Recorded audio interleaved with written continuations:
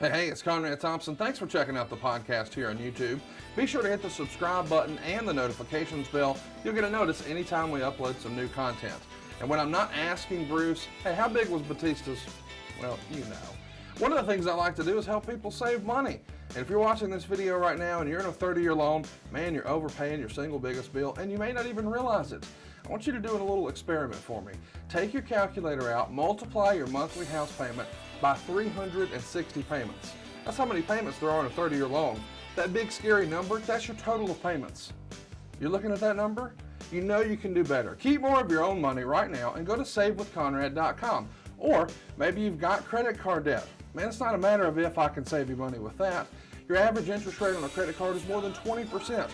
And by the way, all the interest you pay on those credit cards, it's not tax deductible. Whereas the mortgage interest, well, that is tax deductible. So if you owe this debt, it's up to you how to pay it back. Doesn't it make sense to get the cheapest rate possible and the greatest tax deduction possible? Find out how much money you can save right now for free at savewithconrad.com. You don't need perfect credit. Even scores in the 500s can be approved, and it's no cost out of pocket. But maybe best of all, we're licensed in more than 40 states. We can help more families than ever before. But how much can we save you? Find out right now for free with a quick quote from savewithconrad.com.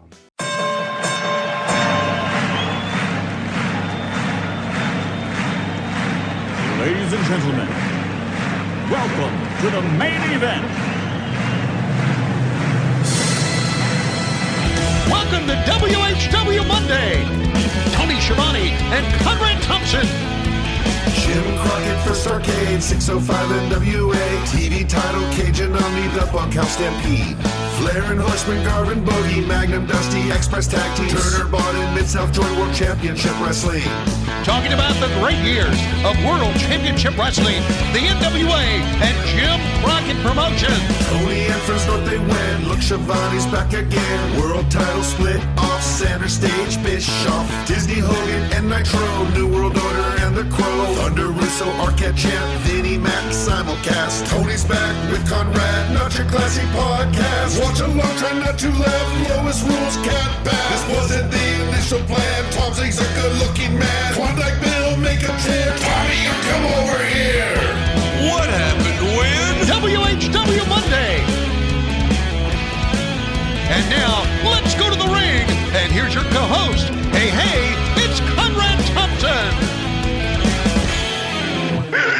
Hey, it's Conrad Thompson, and you're listening to What Happened When?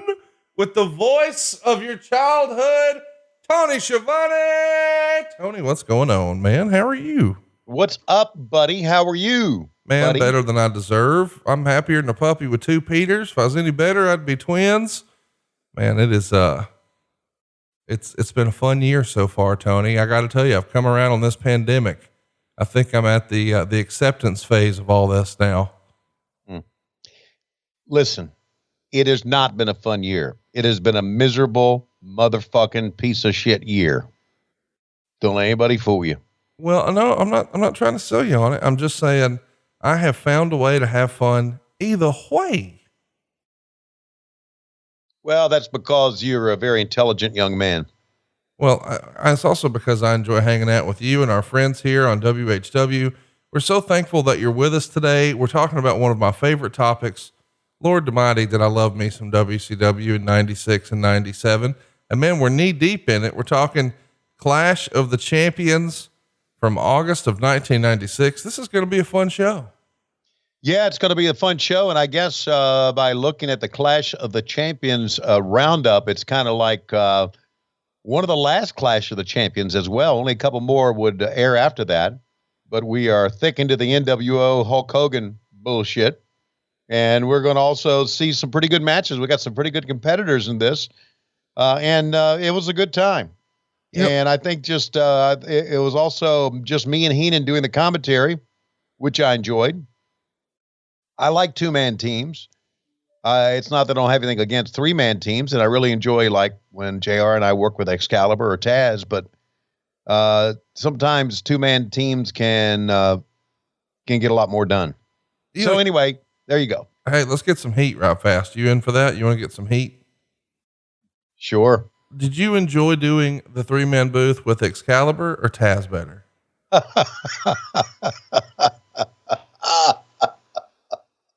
Listen, you said sure. You said sure. So now you got to answer. I like them both as well. Fuck off. You got to pick one. No, I'm not picking them. I'm not doing that. I'm not doing that because some jack off writing a phony dirt sheet and a bullshit website that has like 10 listeners or 10 subscribers, or it's going to make it a fucking headline and it's going to get on Twitter, and then Taz or Excalibur are going to call me. So fuck you. Well, for what it's worth, I enjoy both, and I didn't think that it would work. I don't know why, but I didn't think it would work as well with Taz substituting for Excalibur these last few weeks. But man, I've really been into it. I told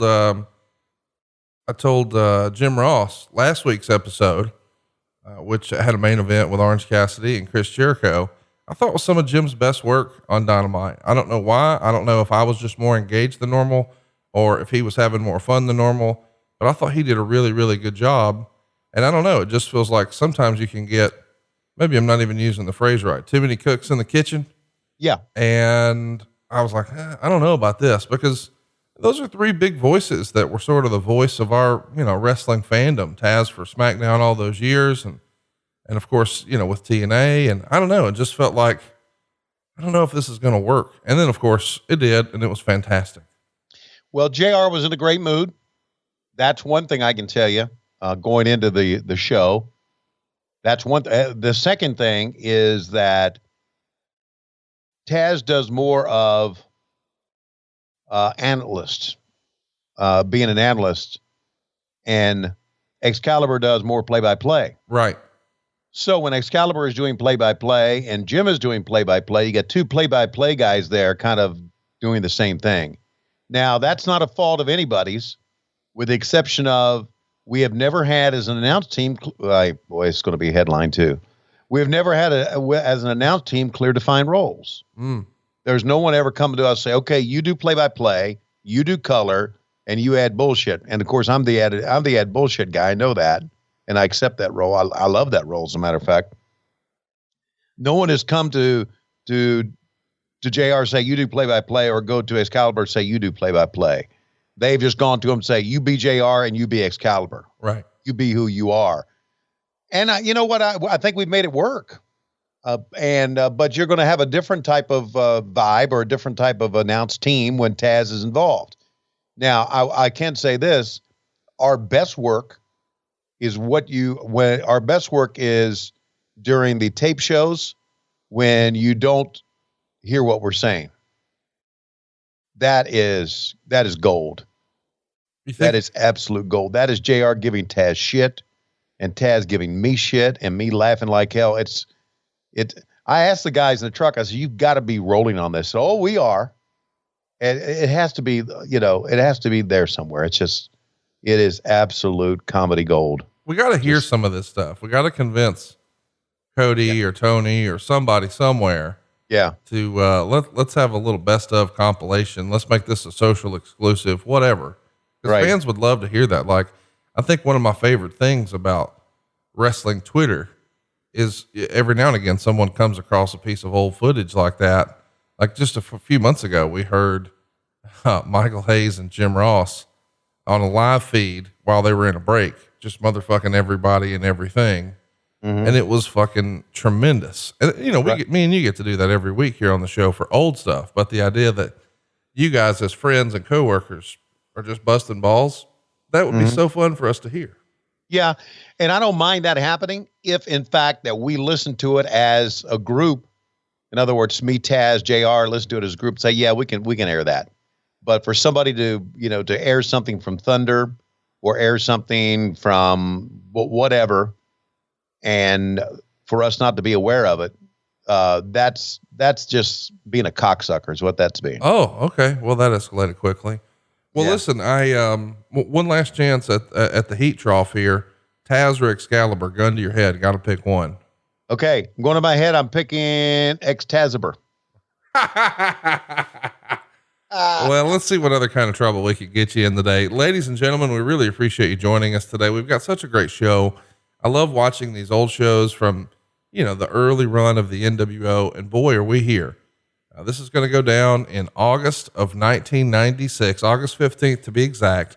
Not too terribly long after the initial Sturgis fiasco, which was known as Hog Wild in year 1 and Road Wild in subsequent years. The episode today is a little shorter than we would normally do, Tony. It's only 1 hour and 36 minutes, but man, they fit a lot of action in here. And I got to tell you, when I just saw the card and I just remembered this era of wrestling, I was really excited. And then I pulled up the Observer, and the Observer said, that the reader poll only gave it 5.2% thumbs up, 75.7% thumbs down, and 19.1% thumbs in the middle. And that just took me by surprise. It's like, wait a minute, this is the NWO era. This shit's supposed to be over like Rover. Well, it was, but there's a hatred of Hulk Hogan, that you can't, some of these kids who are readers and some of these writers like Dave Meltzer just can't get over. It's like, hey, they're doing great numbers and fans like it. Yeah, but we hate it. Well, maybe it's you. But everybody has their own preference and everybody has their own feelings. And I get this. There's a lot of shit in this, like Glacier, but anyway, it was good. It was a good time. So let's also clarify, because boy, you're 1 degree separated from everybody again now. Ray is not a piece of shit. You didn't like the piece of shit character. Glacier. Well, that's right. Yes. But we're going to get people tagging and saying, oh, Tony called you a piece of shit. No, I did not. Ray Lloyd is a great kid and a hard worker and a credit to the business. The Glacier gimmick just did not work. So when I say piece of shit, that's what I mean. So if you're going to write out there and say, I said a Glacier's a piece of shit, here's what you do. You take some rat fucking poison, stick it in your fucking ear. Oh, okay. I don't think maybe that's maybe to clear out your fucking brain, because hey, no one reads your website anyway. All right. Well, you don't have to get hot about it. By the way, we do. I love that you're referring to Ray as a kid. He's like 5 years younger than you. Really? Yeah. He's 57. Well, when I was 10 years old and he was 5, I would probably call him a kid too, you see. Well, listen, kids, we're glad you're here with us. We're going to be watching Clash of the Champions 33. We hope you'll watch it with us. Tony, I'm hearing more and more that you don't have to actually watch the show with us to be entertained by it. And that's probably good news, but we do have some other good news. I know that you've hired a friend of ours to run your social media and pretend like it's you. And I appreciate you at least pretending to promote some things for WHW Monday on Patreon and of course, adfreeshows.com. But I do think it's time that I bring something to your attention that maybe has flown under the radar. Oh boy. We just recently did an Ask Dave Silva Anything on adfreeshows.com. Oh my God. Your thoughts? Yeah. You ran out of shit to put on ad-free shows. Oh, no, I'm not done. Okay. We also did an Ask Megan Anything on adfreeshows.com. Now that'd be interesting. Perhaps that'd be interesting. Like, what's the size of Conrad's dick? Things like that. You can get all those questions answered one way or another, easy way or hard way. Yeah. But Silva's like, Jesus. Hang on. Gets better. Okay. We also did an Ask Lori Bischoff Anything. Oh boy. Woo. That'd be good. Can you imagine? Yeah, boy. How did that come off? Fans loved it. Good. And now you know what's next. No, I don't. I don't know what's next. Ask Lois Anything. Oh, bull fucking shit. Well, hang on now. Wait just a goddamn minute. Lois has been a part of this show since day fucking one. Yeah, well, fuck that. We had a practical family reunion on here at the wedding. Yeah, I know. She's been on the show as many times as you and I. Yeah. And how come we can't have an Ask Lois Anything? Now, with that being said, we're going to scrub the questions. We're going to make sure we're not getting you in trouble. We know how to kizabe, fizabe, the H jizabe. What? What? But I'm just saying, Ask Lois is coming up at adfreeshows.com. Does she know this? No, I just told you. No, then you got to reach out to her because I ain't telling her. Well, no, hang on now. Hang on. Who wears the pants over there? I do. Okay. Well, then. I ain't telling her shit. You need to tell her. Oh, I will. I ain't scared of shit. I'll tell her. Hey, baby, you like all that remodeling you've been doing around the house? Sit in front of this microphone. I'm going to click record. Yeah. Paint, all the new paint jobs, new floors, new windows coming in. Going to get new floors in your bedroom. You think all that shit just pays for itself, sugar? Get off the goddamn Facebook, turn off Fox News. Me or Silva about to ask you some questions. And I can tell you this, that the podcast directly pays for the house. That's what I'm saying, baby. She's got to go along with this. The money from the podcast goes into the house fund. Boom. There you go. Not the, as you would like to say, sweet con money. That goes to something else. Bills and shit and stuff. And, yeah, damn right. So there you go. So you can tell her. I'm sure she'll, I'm going to tell her today. I'm sure she'll say, oh, I'm not going to do that. Well, here's the thing. Let me just tell you, I'm a salesman. Oh, I know that. So I had my wife go first. Then I had Lori Bischoff go first. And by God, if Lori Bischoff was safe, I'm going to take care of Lois. Yeah. Yes, sir. We don't have to say anything else. You know exactly what I'm talking about. And many people do as well. So there you go. Ask Lois anything, coming to an adfreeshows.com near you very, very soon. And by the way, don't get down about today's episode being a little shorter. We're going to be back with some longer form shows very, very soon, but next week it's a brief show again, but I want to show you the first ECW network television show. Well, cable television show. It's their debut from ECW on TNN. And I've got another trick up my sleeve. I've got something I want to play for you as a little bonus piece. We just did Tony Fires Back on adfreeshows.com, and it's where I played shoot interview clips and things like that. And you responded, and I had a radio appearance sent to me by a friend of the show, Kid Chris. And he said, hey, you got to do this for Tony's Fires Back. Now he didn't know you and I had already done it, but what I heard was perhaps some of the most captivating audio I've ever heard that we could play. And I can't wait for you to respond to it.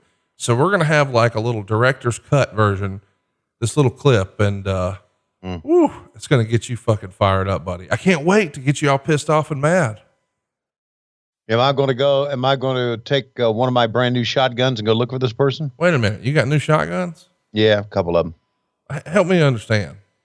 At your advanced age, did you decide to start taking up some sort of hunting?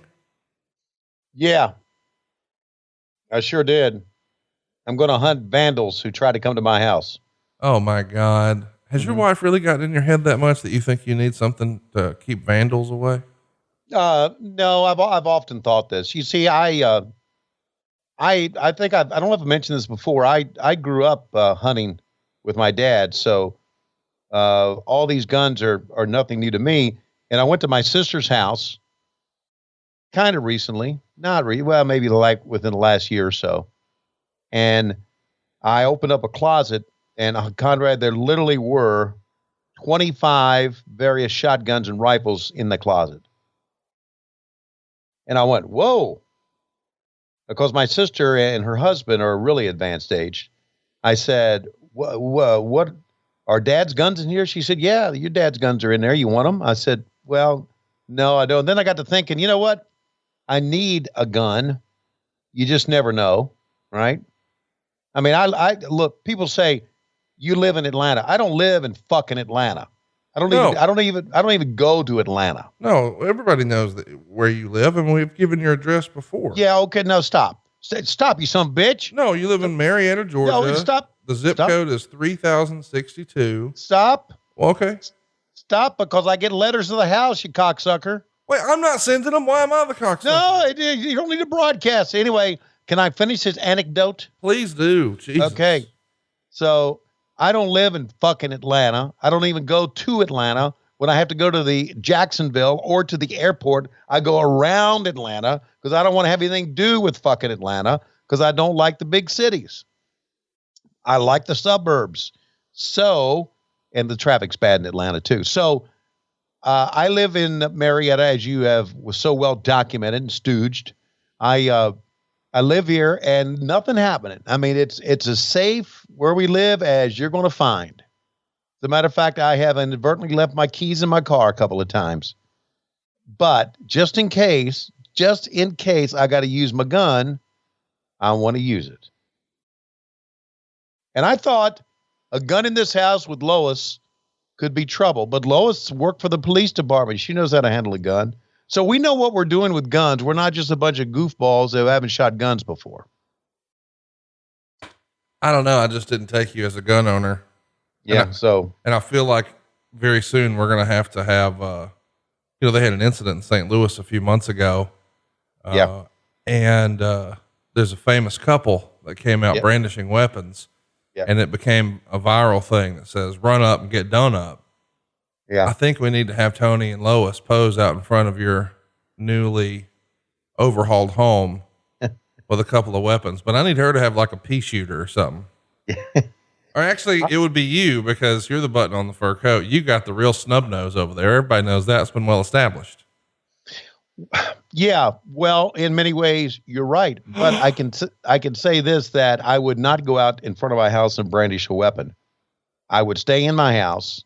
And if you try to vandalize my property, then something's going to happen. You can stand out in front of my house all you want and walk by. It doesn't bother me, but you try to fuck with my property, that's when the shit's on.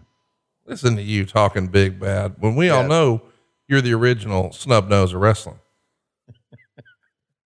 If you think that's not a shirt over at LoisRules.com by the time you hear this, you wrong. All right, what are we waiting for? Fire up Clash of the Champions 33. It's August 15th, 1996. Now that we've alienated half of our audience talking about a political issue like guns. No, it's not a political issue. They're going to turn it into a goddamn political issue. You might as well have come on here and said, I am a devout Christian who believes that a woman can have, come on, man. We're talking dick jokes about old wrestling. You're in here talking about Nancy Pelosi horse shit. Yeah. Well, you know what? God, people are fucking miserable. Well, here's the thing. Not on this show, man. We're just two buddies cutting it up and shooting the shit. And I ain't too worried about it. And you shouldn't be either. Cause we got Clash of the Champions 33. And here's the deal. I heard a rumor. Rumors are everywhere right now, Tony, as you know. Yeah. The rumor is Lois is not going to be doing the countdown today. Today, we've got a little help from our friends. We sure do. For those of you who are not with us on Patreon, we have WHW Monday, our Patreon channel. And, well, here comes my dog. There's Kevin Sullivan doing a run in. That's right. Looking for his Hang on a second. Hey, buddy. So anyway, for those of you who just do not listen to us on Patreon, what happened when at WHW Monday, our show drops on Mondays, ad-free, and it goes over on ad-free shows as well on Mondays. The fine people who are top tier subscribers, which are Low-Key Big Hogs and Glass Bottom Boat Riders, they're going to start doing our countdowns for us. Whoop, whoop. And we're very excited about it. And we've had a great response to it. And so we're going to start with our first one today. You ready? I'm ready. I will let this person introduce themselves. And here we go. This is Paul Bromwell of Reading, Pennsylvania, and you may know me as Paulie B from both Saved by the Pod and the Jay-Z Flair Show. I've been a proud member of the Low-Key Big Hog Army since day one. It's what happened when, where the big boys play. And no, not just with themselves. No, they play every Monday for all of you that are a part of the WHW or ad-free Patreon family, and on Wednesdays for the rest of you slap dicks on all your favorite podcast platforms. Lois, we love you. Get better. Stay off the roller skates and bicycles, will ya? Wrap yourself in bubble wrap, whatever it takes, because it's not WHW without you. And that's enough of my bullshit. Now let's get this show started. In 3, 2, 1, play. And here we go, getting things started here with a little clip from the end of Hog Wild 1996. You see Hulk Hogan beating up his own best friend, Brother Brudi, the disciple here. Well, look, there's the reason. There's the reason it got such bad ratings already. They don't like Hogan and they hate Brother Brudi, right? Well, the idea was, if I would do that to my own best friend, imagine what I would do to you, Ric Flair. Got it. It's a hell of a heel there, buddy. I don't give a shit what anybody says. It's so crazy too, that after being the biggest babyface in the history of the industry, now same guy, biggest heel. It's really remarkable. And look how fired up Flair is. This is good stuff. A lot of meat on the bone here. So as a reminder, we had a Saturday pay-per-view, and then we had Monday Nitro, Saturday being the day they did Hog Wild. And then we did Monday Nitro. And now we've got the Clash of the Champions. You talk about a great week to be a wrestling fan. My goodness. If you were a WCW wrestling fan, you were overdosing on the shit here. Were you not? Yes, sir. And look at the crowd, Conrad Thompson. This was not the Pepsi Center. I think this was the Coliseum or the whatever it was, but oh my God. Look at that double-breasted motherfucker there. And look at that collarless shirt. Yeah. You look like a priest of some sort. And look at the mullet. Well, the mullet's still around. Yeah. God, I needed a beard back then. You needed a beard to hide the chin? Yep. Yeah, that's a fat guy tip.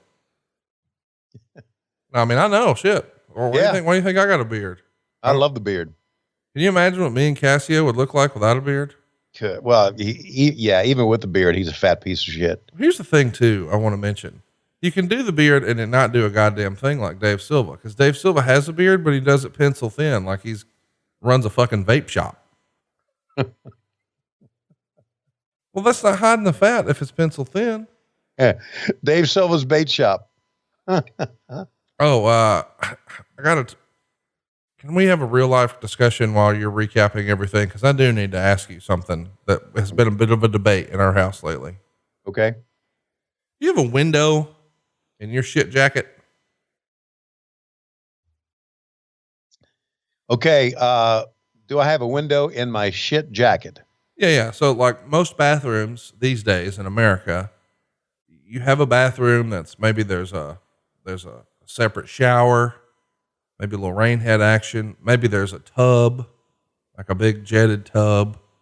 And then there's probably a couple of vanities with sinks in them, mirrors, so you can brush your teeth. But then there's like a little, what some people would call a water closet. And it's a little tiny room with a door. And there's a toilet in there. Yeah. Mine happens to have a washlet in there because, well, I'm not a heathen. But it also has a fan to get rid of some of those doo-doo smells. Yeah. But then we've got a window. So I'm asking, in your water closet, in the room where you shit, where you have a toilet. Yes. Do you have a window in that room? Yes. Do you shut the blinds in that room? No, it's way up high. See, I have a window that we can reach and it has blinds on the window. Mm-hmm. They were like custom for the window because it's some weird wonky size. Mm-hmm. But whenever anybody in my house that goes in there, Megan, she shuts the fucking window. And here's the thing. If she's going to shit, she needs doors and floors. We've talked about that before. She's going to go upstairs or downstairs and there's going to be a series of doors. You got to have doors and floors. So she's never even like touching cotton in there. She's not doing any of that. She's not dropping the kids off at the Super Bowl. None of that. Right. I'm the one putting in work in there. Yeah. And I want to shit with the blinds open. Right. I don't blame you. She's worried somebody might see. And I say, let them watch. Well, that's where the gun comes in.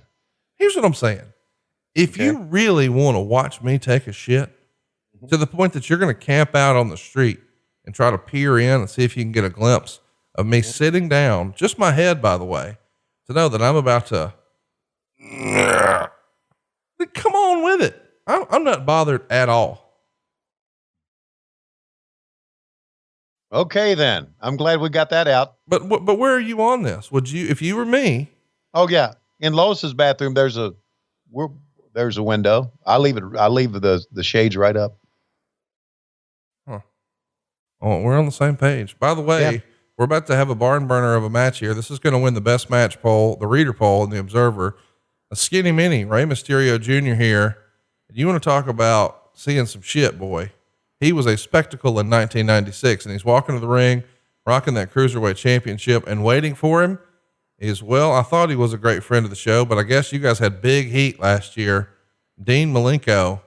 Have you guys squashed your beef, or are y'all still scrapping and catering every now and again? No, we kind of bump into each other now and then.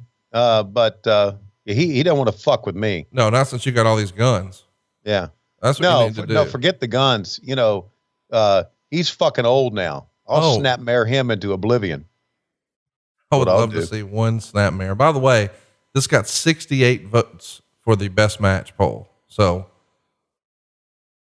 pretty good review.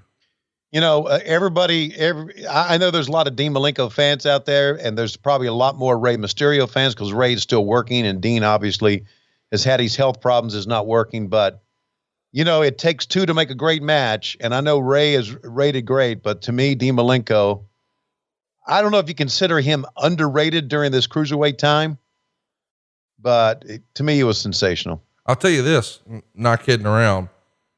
In 96 and 97, he was my favorite WCW wrestler. Doesn't surprise me. I'm not saying that, I didn't enjoy some of the more main event or marquee promos or angles or storylines, but I just knew, Dean Malenko's wrestling, this is going to be a good match. And I felt the same way about Rey Mysterio, but I had more of a taste for the Lucha Libre. I fucking loved Psychosis and Hoovy and La Parca.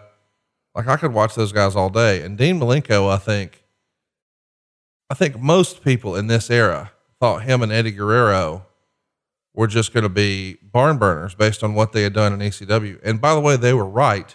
For whatever reason, of course, Eddie Guerrero became one of the top guys in the business.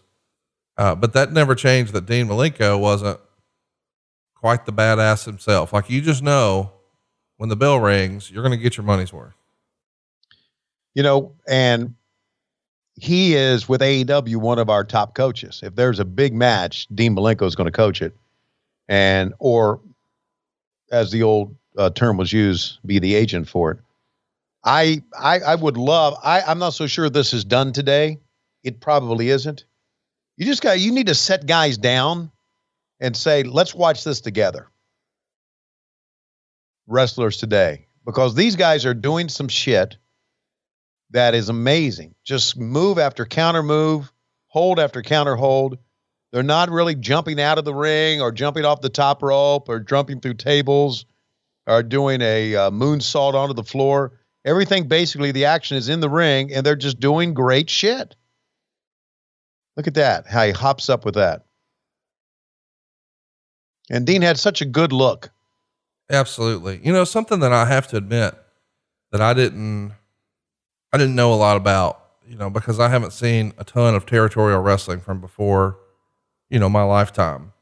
But his dad, Boris Malenko, who at different times wrestled, from different gimmicks or whatever. But the great Malenko is something that I was, a little familiar with. But in more recent years, it became a pretty hot topic when Bob Roop and Malenko and Bob Orton Jr. and a few other guys, Ron Garvin, all tried to sabotage a territory by admitting that wrestling was fake on their TV in the 70s when they were in this bitter sort of territorial rivalry. And I had heard about it, but I never actually saw it. And then I saw it, I don't remember when, and I was just like, I can't believe this fucking happened. And that's Dean's dad, who just, lowered his eyelid and launched into the gimmick. And it was like, this is unbelievable. Have you seen that footage before? What'd you think of it? No, I didn't even know it existed. I didn't even know it happened. Yeah. I'll send you a link. This is all news to me. I'll send you the whole deal, and maybe we can watch it together over at adfreeshows.com, because it's just so crazy to think that, I don't know, from a great wrestling family like that, that's the move they made. And obviously, you know, it worked out and everybody was fine in the end, but that was a very clandestine way of life back then. So to just sort of be out front about it. Oof. Wow. Wow. Amazing. Oh, watch, the river's up, and it's brought to you by Napa. That's what we need on Dynamite. I need y'all to have a segment sponsored by SaveWithConrad.com. Oh, it's time for the official Hog Wild merchandise. Get your jackets, get your coats, get your logos, get your, well, you can't have her. Only $21.95, and you can get your own $89.95. Who's going to buy that shit? Well, somebody did, because there's Hog Wild merchandise from oh, baby, from Sturgis, South Dakota. They throw Jimmy in there right at the end. Number is not working, by the way. Who was that? Who's that R&B singer y'all had? Aaron Neville. Aaron Neville has one of those jackets. Yeah. Aaron's best, man. I saw a concert of him online a few years ago, and I was like, wait a minute. Yep. He's wearing a fucking Hog Wild jacket and a denim jacket on from a WCW event. Do you have an Aaron Neville impression? Oh, say, can you see? See, I don't have a good one. Sorry. He can sing. He's one of the great voices of all time. And I'm not warmed up yet. By the way, Ray's going to get the win here. 12 minutes and 7 seconds. Meltzer would write, Malenko replaced Psychosis, who is still out of action with a dislocated elbow.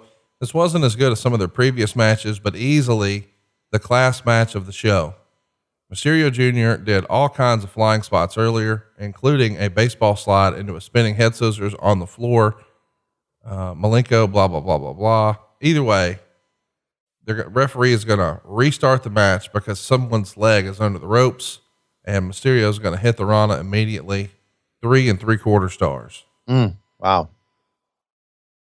I've noticed in today's newsletters, he very much gives a lot of 4 stars now, more than he used to, doesn't he? He's very liberal now, and I would assume that a lot of that is just based on how the work rate and the presentation has changed, because in this era, to be a big deal in wrestling, you needed to be a big star. And that could be just, you had big muscles, you had crazy hair, you had cool face paint, you had spiked shoulder pads, whatever.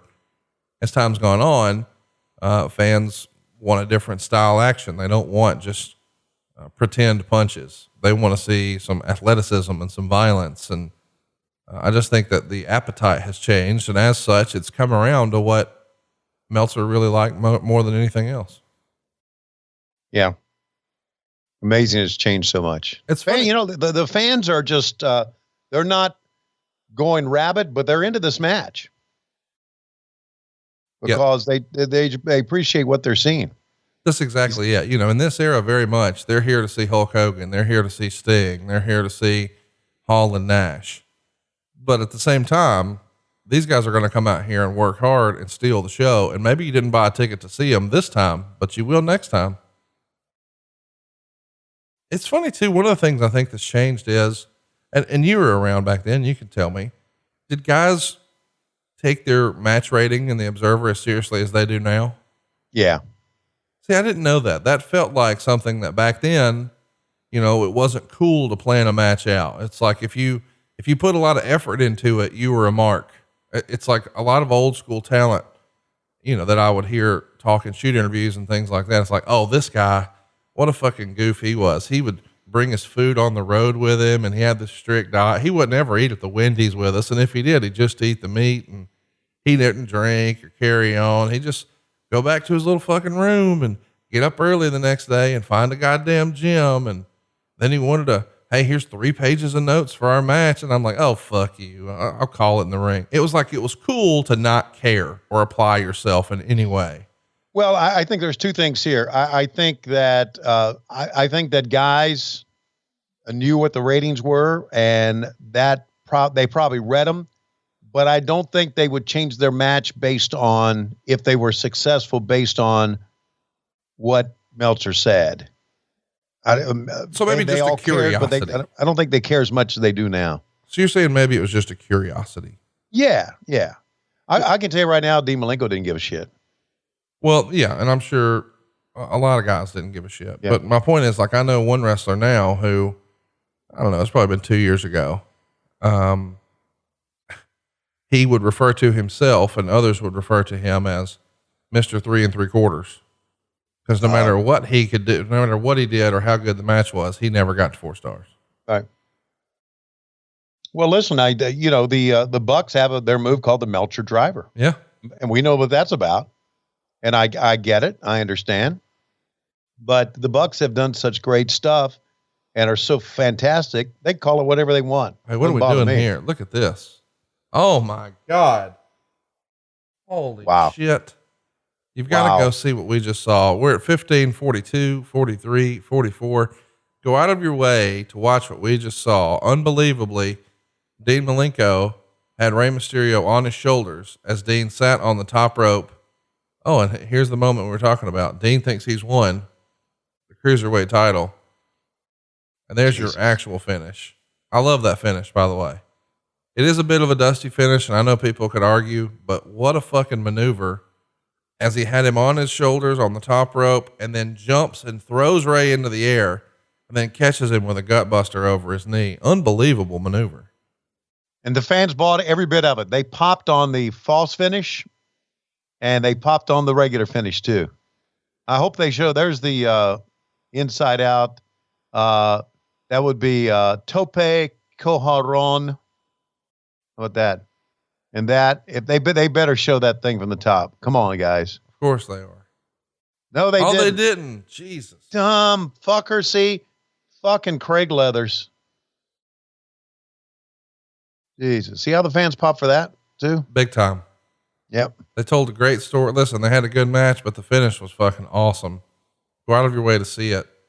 Next up though, we got something you'll really love. VK Wallstreet and Jim Duggan. Oh man, that's a different kind of match, wouldn't it be?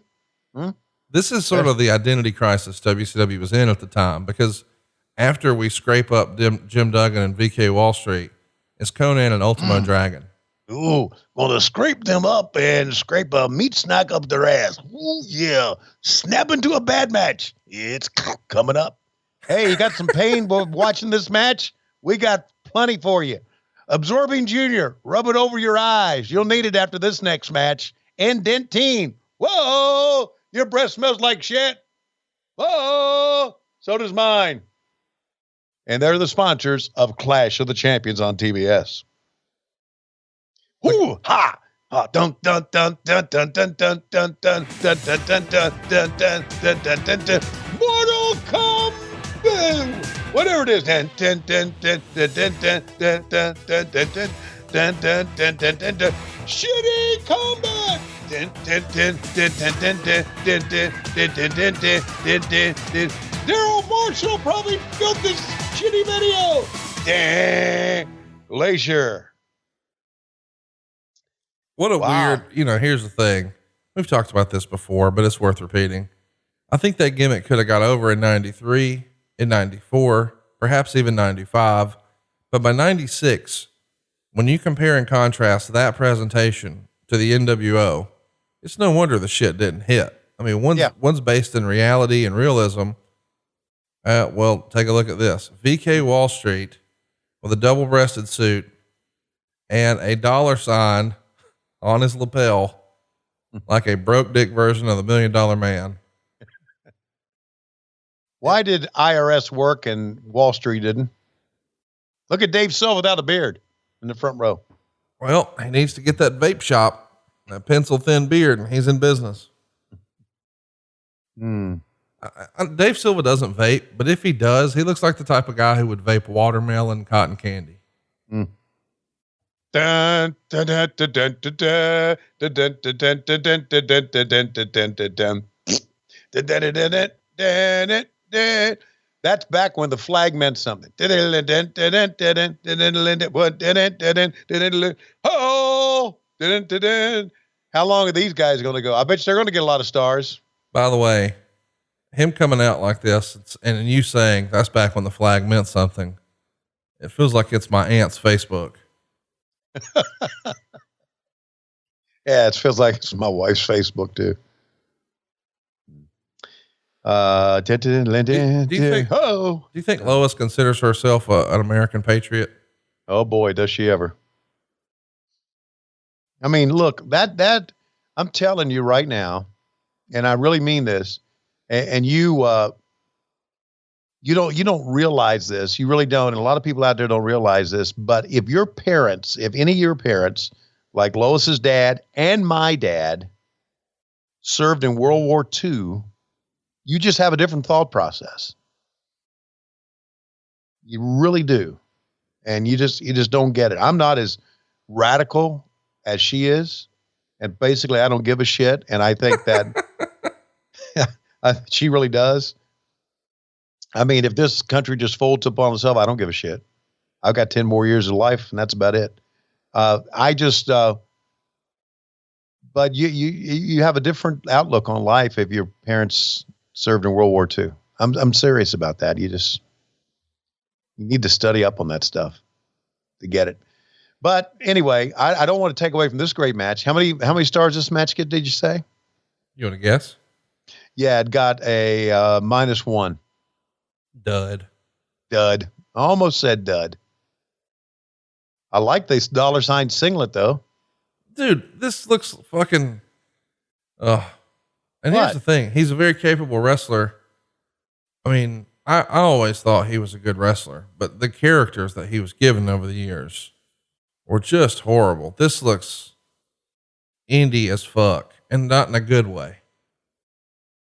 Yeah. VK Wallstreet. What was his name with Terry Runnels? Was that Mr. Wallstreet? Can't remember. Michael Wallstreet was his name. Yes. Yeah. But you know why the VK is? Yes, I do. Vincent K. McMahon. How stupid is that? Yeah. And it all comes back to Virgil, your boy. But yeah, he wrestled as Erwin R. Shyster, IRS, Mm-hmm. Michael Wallstreet, Mike Rotundo,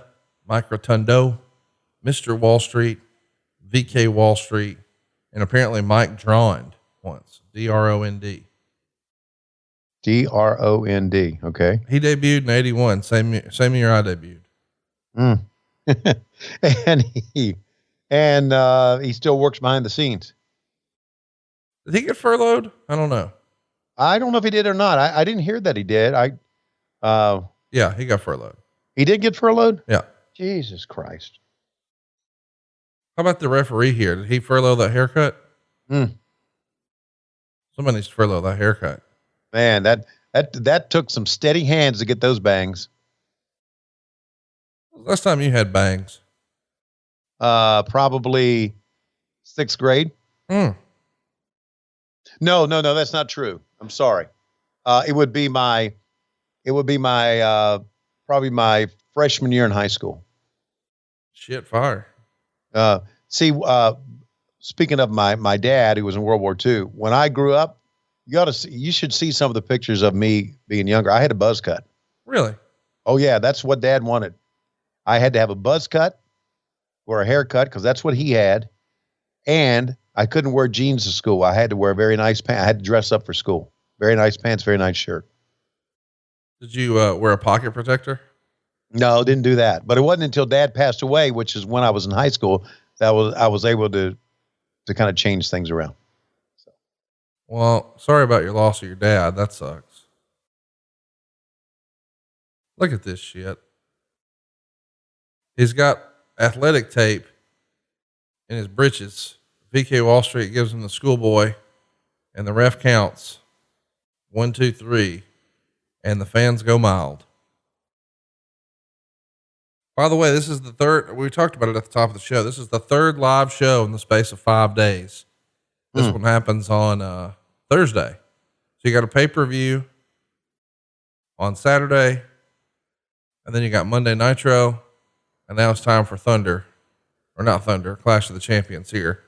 The Denver Coliseum here. And Meltzer would say, due to the rush nature of trying to cram 8 matches into a 2-hour format, it came off more like a Thursday Nitro than a special major show with one strong match. The show drew a full house of 8,304 fans, 5,931 of them paid a gate of just over 70,000. The rating does a 3.5 and a 6.2 share in 2.2 million homes. And Meltzer would say it's not a bad number, although well down from the 4.5 that the January Clash did. And that's with Hogan versus Flair, which is the best mainstream match to deliver a television rating, with the possible exception of Hogan Savage. That is pretty remarkable when you think about it. What do you think Brian Knobbs is saying here on this promo? Most people think that my asshole's as big as my face. That's not true. The asshole is to my right. That's it, right. That is Jerry Sachs. He's the asshole, not me. Yeah, I put my asshole in a piece of paper and I've drawn a circle and pulled away and it was big as a melon. But the fact is, my asshole is my own business. You understand me? My own business. That's my asshole. Never, ever again talk about my asshole. All right, we don't want to talk about assholes. But speaking of assholes, we're going to go back to Tony Schiavone and his favorite asshole, Bobby the Brain Heenan. Back to you guys. I'm still talking. I've already pitched it out, but I'm filling. That's right. We're filling time here. We're filling time.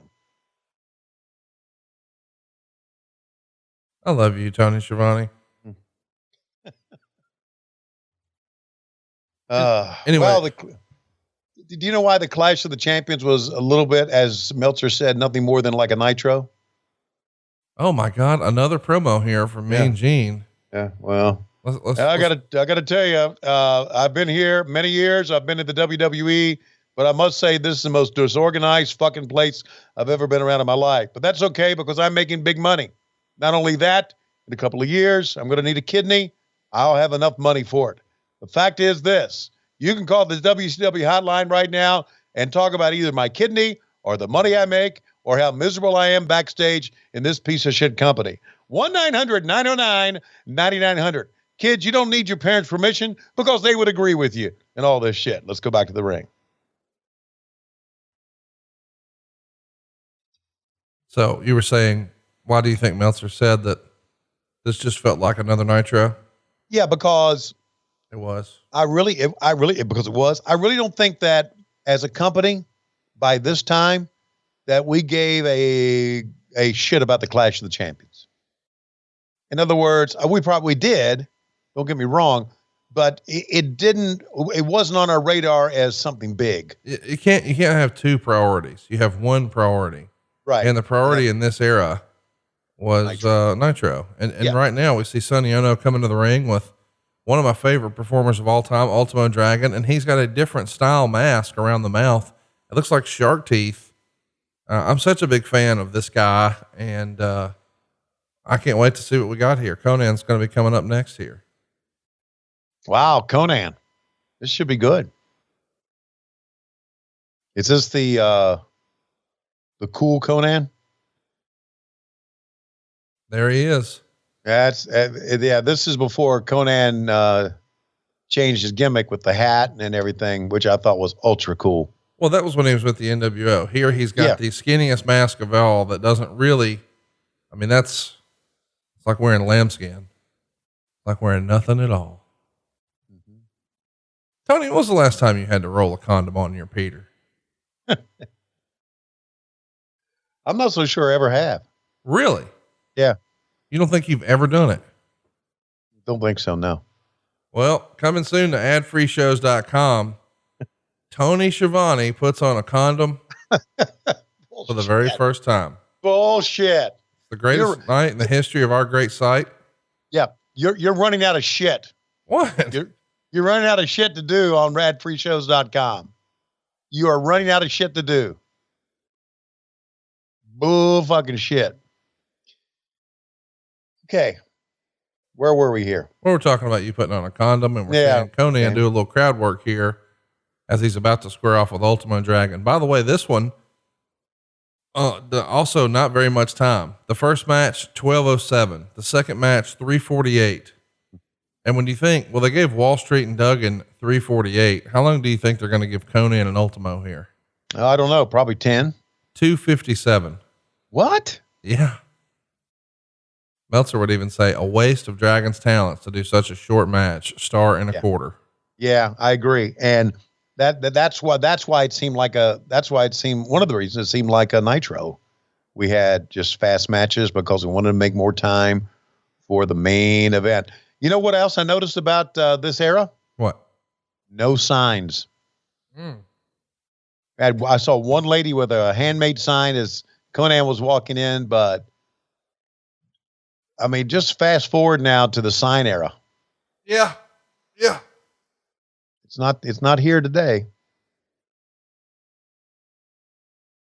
And then you know what? I signs became cool and they became fun, and we still have them today. Once we get crowds back, we hopefully will have. But sometimes I don't know. Sometimes I get signed out. See, there's one little homemade sign. See, you're holding up that sign. That's it. That is it. Nothing. Ever spent much time in Denver? No. I mean, I have been, but I haven't spent a bunch of time. Yeah, I've spent a number of days there. And look at Sonny, man. Great town. You like beer. They have the beer conference there every year. Downtown around Coors Field, they have a lot of brew pubs. It's a great city. I said something to Lois one day. I said, man, we ought to move out there to Colorado. And she said, I'm not moving out there, all those liberals. Oh, God. Yeah, she did. I said, God damn it. What the fuck are you doing? I don't want. Well, what the fuck was I doing in 81 is the question.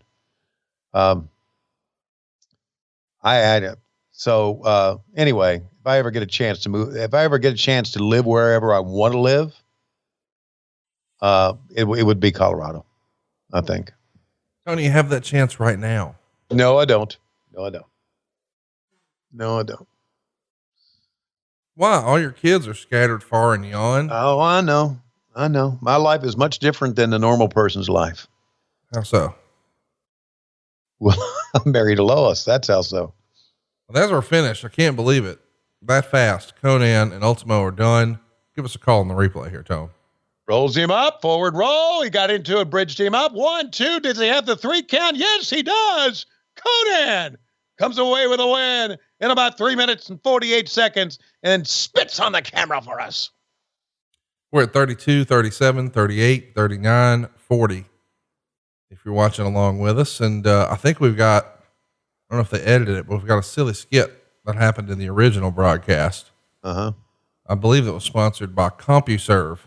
Yeah. Here we go. Yeah, I see.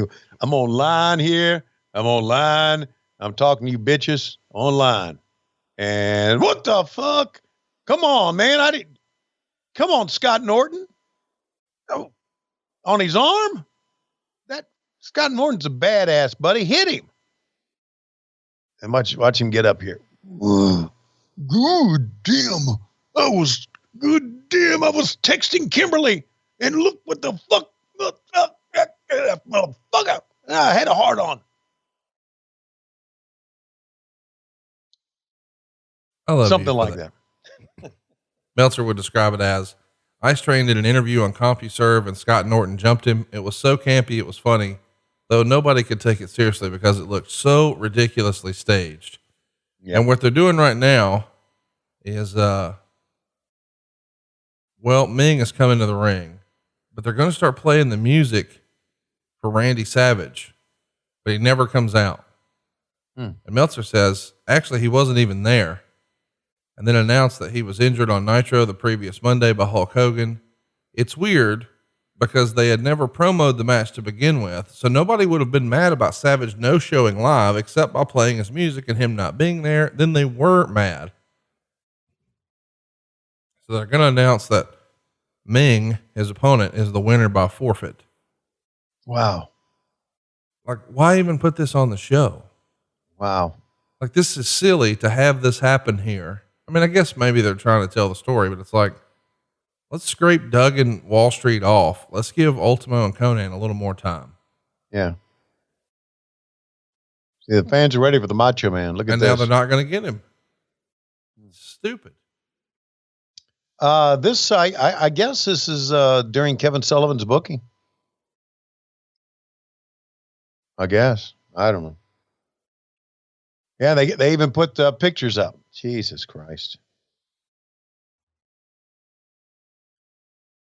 Where is he? Still looking, clapping. Everybody looking down towards the entranceway.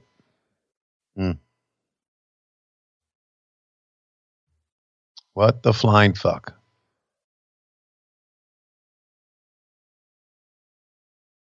Here he comes. Macho Gene. Hey, all right, let go, you little prick. Got to walk down the highway, guy. Yeah, Jesus Christ, how much time? All right, listen here. Come here. Come on, talk to you. I'm going to talk to you. I'm making more money than you. You get it? More money than you. More money than probably anybody in this ring. All right? So go tell them. Yeah, even you, Jimmy R. Get the fuck out of here. All right? Let's go over and talk to a guy who's on minimum wage. Okay? Gene doesn't have the hair that I have, but he wanted me to say, Faga. Ladies and gentlemen, the Macho Man Randy Savage is full on Slim Jims, and Meng will win. Everybody now boo.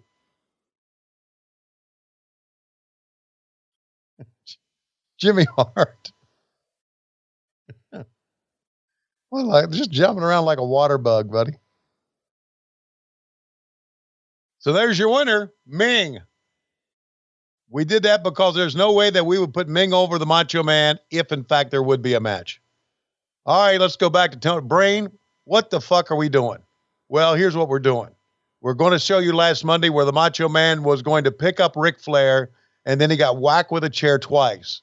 Now, we've seen people come back from chairs before many times, but this chair, as you can see, hit him in the back of the head, which probably, in many ways, was a shoot between these two.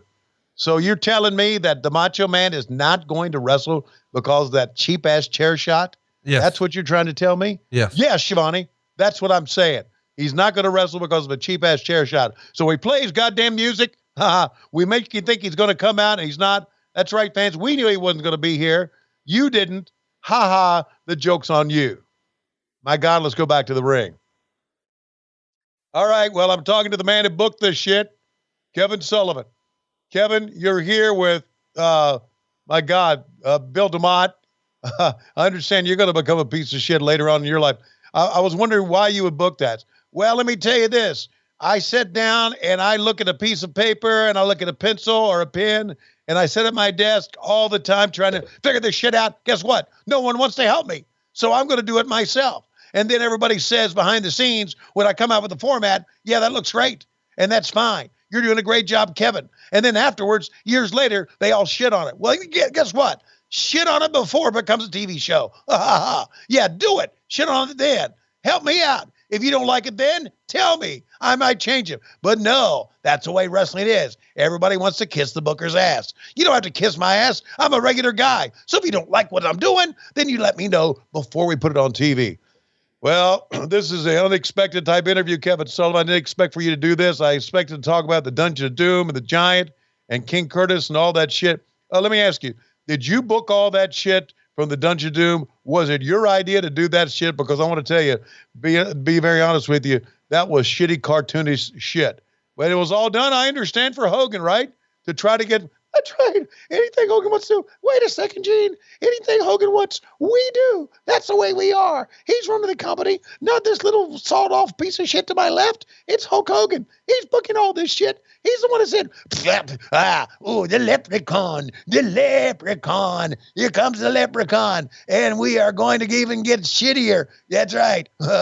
Someone stole my Lucky Charms. Hey, I'm going to try to get I can't get in the ring. I'm not the leprechaun. I'm a goddamn werewolf. All right. Well, the shit has gotten worse. The man to my left booked all this shit. Next time, we all ask everybody to help him out. I love you, Tony Schiavone. That gets me out of breath. Meltzer says, in another match originally on the schedule but never promoted, Chris Jericho didn't debut on this show against Hugh Morrus. For whatever reason, the match was canceled. However, nobody ever got around to telling Jericho, who didn't know what to do when a plane ticket for the show never arrived. Jericho is scheduled to debut for WCW this week now. And coming out to the ring, here we go. Bull Nakano, our second appearance from our man, Sonny Ono. And of course, Bull's going to be taking on Madusa. Yeah. This is, these are probably the two premier female performers in America at this point. Oh, I agree. What the look of Bull Nakano was sensational, wasn't it? Absolutely. Here's the thing though. When you've got the two best female performers in the country, how much time do you think you give them? 3 minutes. 2 minutes, 42 seconds. Which is, by the way, about how long you would need with Madusa. No, I'd need 30 seconds. Yeah. Yeah. Waka waka. Yeah. She would just say, step this way, and then I'll be done. Well, listen, we can spill the beans now. She was over at AL.com talking about things that she shouldn't be talking about. She was? No, I'm just making that up. She was on AEW. Yeah, she was. And it was a tape deal, but you guys are doing a bunch of stuff with the ladies right now. Yeah. And you wanted to involve Madusa, and she had a little custom made outfit with the big letter M on there. And you could tell she was having fun. And it's the first time you got to see Madusa this year. How did you deal with it? Were you able to contain your excitement and be a gentleman? Yeah. When I arrived, and this was, not this time, the last time we were in, and she was there. I didn't realize she was there. And someone said, Madusa's here. And I went, what? They said, Madusa's here. She's going to be involved in this tournament. So I sent this text to her, kayfabe and bitch. And then she sent an LOL to me and asked me how it was. And we caught up and talked for a little bit. I absolutely, as a person and as a friend, just absolutely love her. She looks great today, years later. She's done it just to keeping herself in shape, and just, God, I love her. She and I have the same sense of humor. You can kid with her, you can rib with her. Look, I don't know if you remember this during my birthday party, but she was there, and Lois you remember when Lois came out? Yeah. And Lois said, he's crying. And my response was, because I thought I was going to be with Madusa tonight.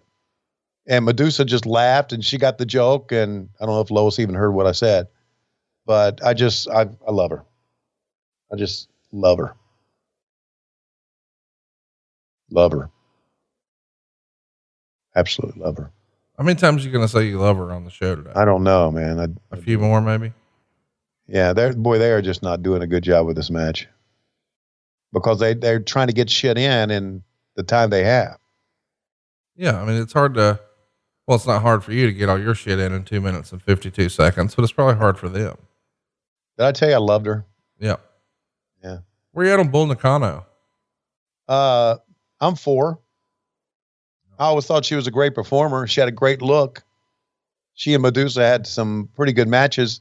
I think in today's work rate, I don't think she would be considered the one of the best workers in women's wrestling today. But I think her look. So there you go. There's your finish, right? 1, 2, 3. Dunzo. Now she's going to grab Sonny by the lapel. Nope, she's going to leave Sonny alone. The lapel.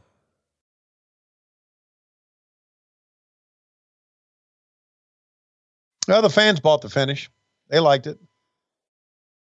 Well, you got to remember too, she's in the all red, white, and blue, the stars and stripes, and Bull Nakano was not American, so it was easy to, in this era, oh, here's who you cheer, here's who you boo, and there's a replay here, her coming off the top on a Sonny Ono, and you'd pay good money for that, for her to come off the top on you. Yeah. There's your roll up after an errant kick from Sonny. Does not hit Madusa and instead hits Bull. And that's all she wrote. What a great look she had here too. Yeah, she did. She was strong, powerful, great vertical base. All right. Let's see. We have a woman to my left. How you doing there, sweetie? Good to see you. Hey. All right. I want to talk here to the Nature Boy, Ric Flair, and Miss Elizabeth. You have conquered most women in your life as a shoot, but I'm not so sure you've conquered the woman to your right. But be that as it may, it doesn't matter to you because there's always somebody else. Mean Gene, let me tell you this right now. I've conquered them all. From the hotel in St. Louis to the party we had, in Baltimore, to the times that we went to Sabatino's and drank and ate, and I paid for everything. Guess what? I didn't pay any of those credit card bills. Why? Because I'm the Nature Boy.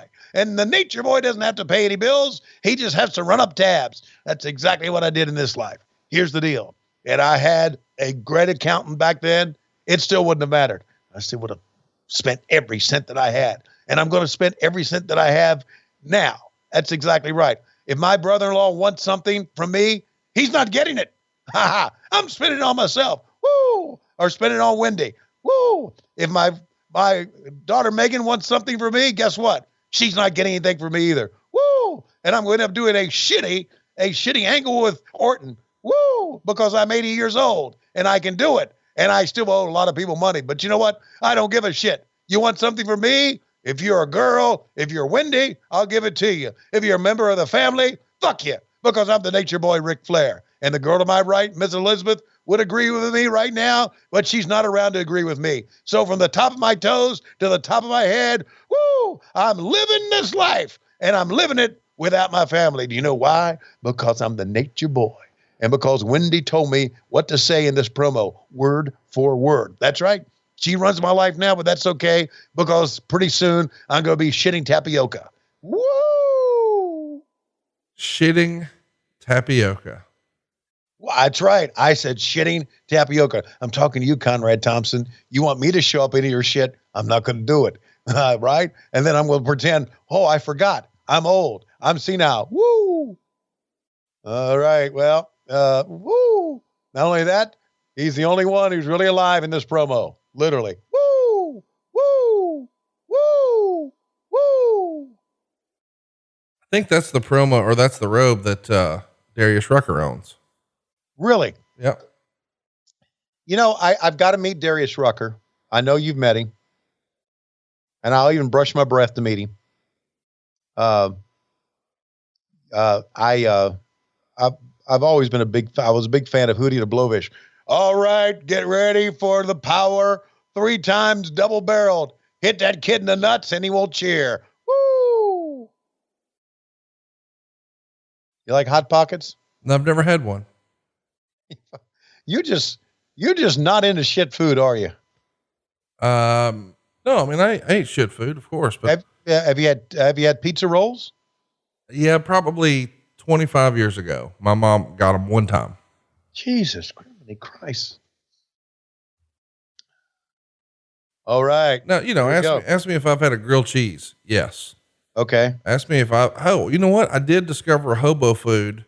I forgot to mention, actually, I've been eating this hobo food my whole life. And I've been giving you shit about eating hobo food. And then I realized, oh fuck, I actually do have one that I eat. Corned beef hash. That hobo food I eat pretty regularly.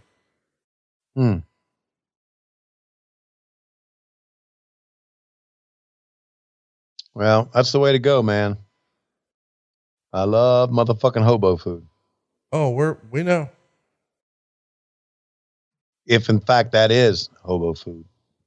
Did I ever tell you what we did at Summer Scam? Can't wait to hear this one. Dave Silva was talking shit in our group chat. We see Eddie Guerrero here. Boy, he is at his full mulleted glory here. But that mustache and this mullet, as we've talked about years ago on the show, he looks like he's the operator of the Voltron at the fair.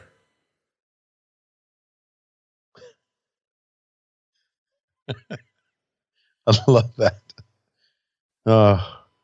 Anyway, Dave Silva talking shit on Twitter. said that he could fit, I forget how many, but many, many hot dogs in his mouth at the same time. Oh, for crying out loud. And I was like, that's not real. Nobody can do that. So we found out Dave Silva can fit 9 hot dogs in his mouth. Oh, for crying out loud. And then I tried to slide a Vieni in there on behalf of you. I even called it the Shivani. And that was too much. Why would you bring me into this shit? Because you love Vienna sausages. You've talked about it on this show. It's been well established. You're a hobo food eater. You know what? I saw on Facebook, and listen, I grew up white trash, proud of it. Of course. And I have a lot of friends, who are my white trash friends from back home. And someone said something about Vienna sausages, and almost to a person, everybody on my Facebook page from back home went, bleh, bleh, horrible food. And I'm thinking, you lying motherfuckers need to own up to it. You ate it. You loved it. What is wrong with Vienna sausages, man? They're terrible. No, they're not. It's because you haven't eaten them. Here's cover. 1, 2. By the way, we're seeing DDP versus Eddie Guerrero for the 900th time. Oh, They're going to get 4 minutes and 20 seconds. The Battle Bowl ring is on the line. And believe it or not, Meltzer said, this was a good match, but too short. After the match, Page hit 2 diamond cutters, and that move gets a big pop on Guerrero before Chavo Jr. shows up. Page still shoved him away, and Eddie gave Eddie another diamond cutter off the middle rope. It wasn't made clear if Guerrero got the ring or if Page took it, and after watching Nitro a few days later, it was still a confusing issue. 2 stars. pretty odd when Eddie gets 2 stars.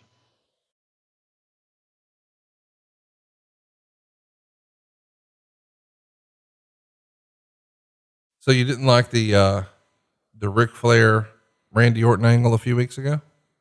I've never saw it. I just knew they had an angle. I was just trying to be funny. I never saw it. I heard Ric Flair and Randy Orton had an angle, and I've heard that is probably going to build to Randy Orton against Charlotte.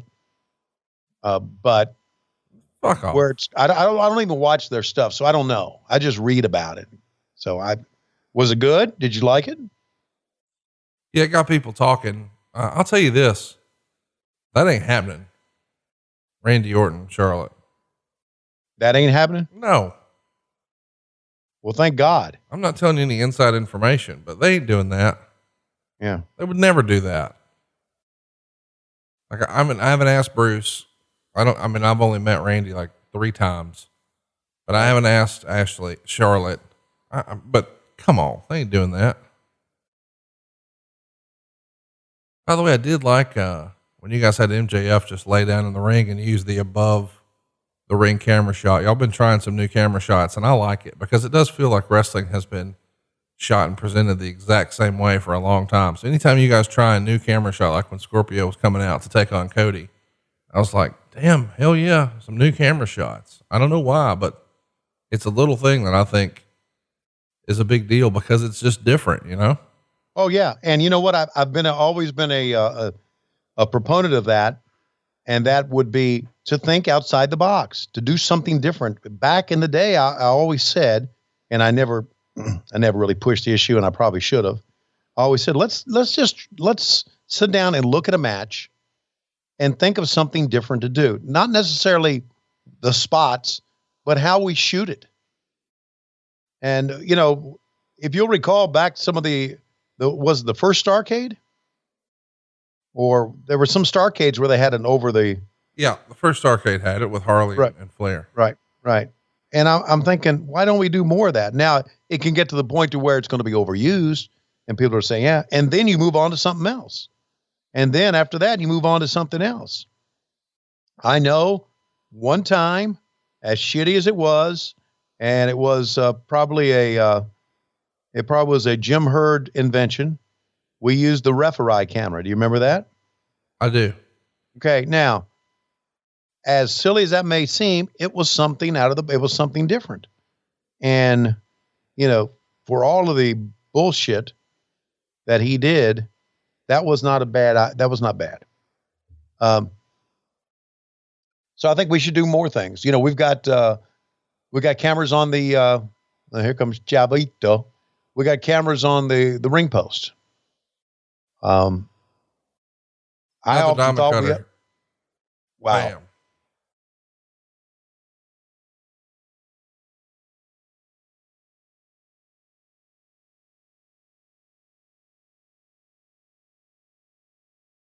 Bam.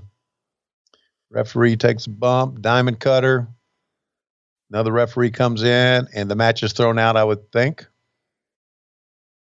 So anyway, I just think we ought to do more stuff. I think we ought to put a camera in the ring when the referee gives the instructions to both wrestlers and track the sound. I always thought we should do that. Not always, but now, oh my God, here we go. Oh, here he comes. We're going to track this. Okay, go ahead. How dare you come out here, Mean Gene, and talk about Hollywood Hulk Hogan? Qualify what you just said about me, dude. It's First Amendment rights. It's freedom of speech. After what you've done, the way you've stuck it to fans all over the world, I think I'm entitled to speak my piece without getting manhandled. Well, you got to understand, those are under normal rules, brother. But here tonight in Denver, Colorado, the NWO rules. So you better watch your step. May not rule for long. You've got Ric Flair later on here at the Clash, and he is ready. You know something I hear? All Ric Flair's fans out there. In due time, brother, I'm gonna shut all those chumps up out there, brother. Because Ric Flair, in all his glory, couldn't even lace my boots up. 13 times WCW heavyweight champion is an unlucky number, brother. And he'll never be the NWO champion. And no matter how hard he works, only one man will be the Babe Ruth of wrestling. Only one man will be the Michael Jordan of basketball. Only one man will be the Hollywood Hulk Hogan of wrestling. Listen to this crowd. Not very often that you have walked into an arena jam-packed like this and the fans haven't been behind Hulk Hogan. They are no longer behind you. It all depends on what you compare it to, brother. There are certain levels of excellence in life. Ric Flair brags about styling and profiling, rear jets and limousines. Well, in the NWO, me and the Outsiders, that's just standard procedure. And like I said, brother, me and the Outsiders, we've categorized all the wrestlers in the WCW.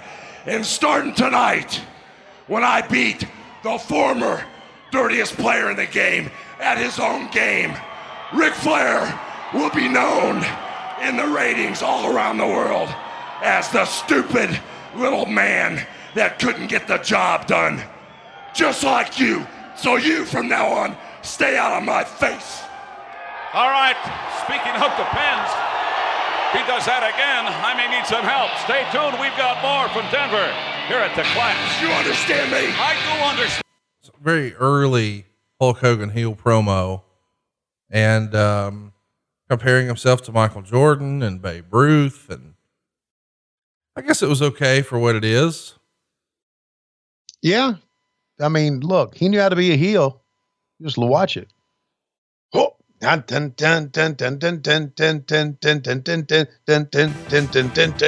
oh, mortal shitbat.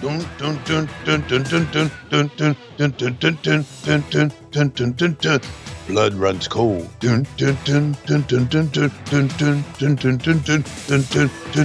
Bring me Mortis and Wrath, and I'll jump on them.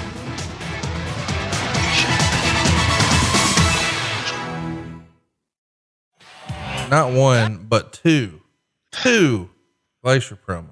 Mm-hmm. Because Eric wanted it, and then we all said, boy, it's going to be great, man. Good job, boss. We love it.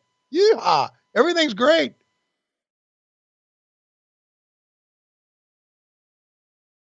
we have on ad-free shows, and we have on WHW Monday, if you're one of the top 2 tiers, we have the on-the-road vignettes with me and JR. Right. And we've done many of them. We've taped a lot more that are being put together. But JR and I recently took a trip where we didn't record it. And JR and I were talking about this, and this may come out in one of the episodes. I'm not sure. But I was talking about back in the day, 93, 92, the Kip Fry era. When Kip, who obviously hated pro wrestling, didn't like it, not hate it, but didn't like it in its current form, tried to turn WCW Saturday Night into a talk show, and how it really fucked up his career and was just a horrible thing to do. And I told JR, I said, why didn't we, as grown men with our own opinions, because we would get with Kip Fry every week at the cabin in Dawsonville, me, JR, Dusty, Kip Fry. And I think Sully would be there some too. I said, why didn't we stop it? Why didn't we get together and say, you can't do this? But I just remember saying, okay, yeah, great job, Kip. We love it. Let's go for it. I don't understand. I don't understand why we were. Yes, man. Yeah. Yes, man. That passive, that much of a suck up. Hey, by the way, take a look at what's about to happen here. We've got the Giant making his way to the ring. Chris Benoit is here with Miss Elizabeth and Woman on his side. And now she's going to start. Woman's trying to take his jacket down, and he is unable to escape. Woman has turned on, or it looks like Woman has turned on Benoit, wouldn't let him get the vest off. Best choke slam in history right here. Are you ready for this? Look at this, Tony. Oh my God. Tony. Whoa. And that's it. The best choke slam you will ever see just happened.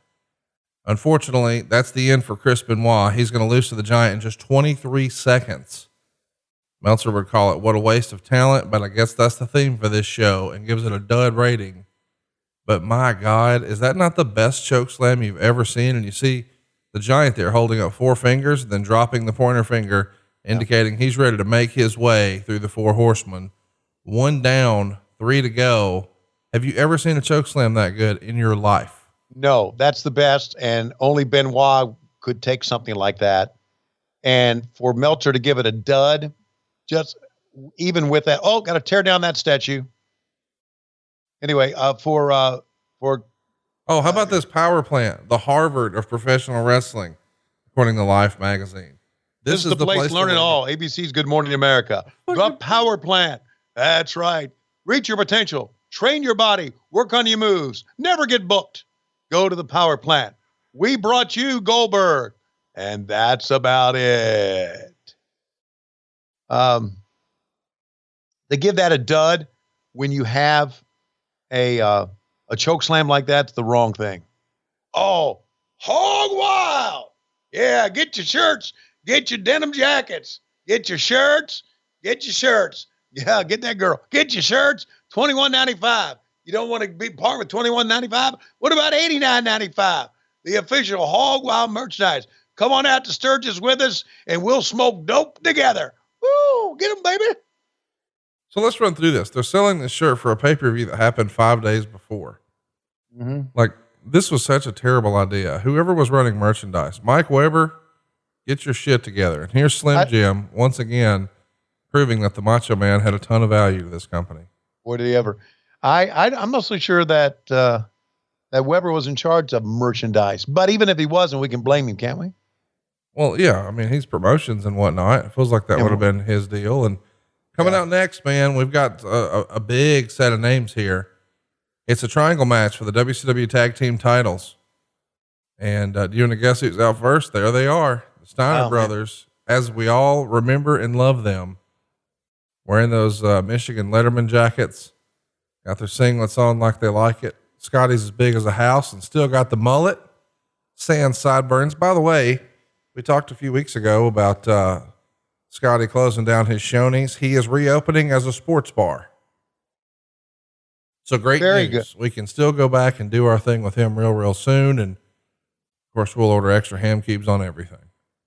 So he's going to depart from the Shoney's franchise, do his own thing. I mean, and really, I think everybody else did that about 25 years ago.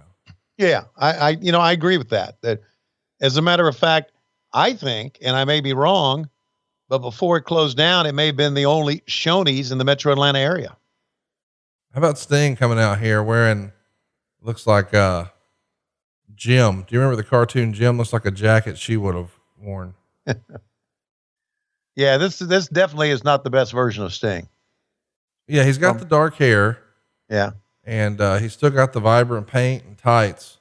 But Yeah. this jacket here, I mean, he looks like a female lounge singer. Back in my day. Like smokes a lot of fucking Virginia Slims every day. Yeah, so we've got about 30 minutes to go in the show, and we got 2 matches. Big ones, because we're not done. Coming out next, it's Harlem Heat. So we've got Sting and Luger. We've got Harlem Heat coming with Scary Sherri. They are your tag champs.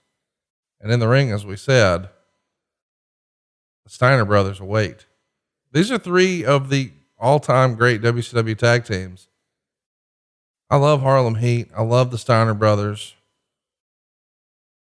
All are in the Hall of Fame, right? Of course. Well, I don't think the Steiners are going to go anytime soon. They're in every other Hall of Fame, just not WWE's. Yeah, well, it shows you exactly the validity of that Hall of Fame.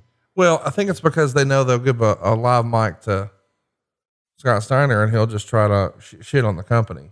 Right. And I'm not going to invite people to come to my program to create chaos and shit on my program. I'd rather just do it without you because I don't have to have you.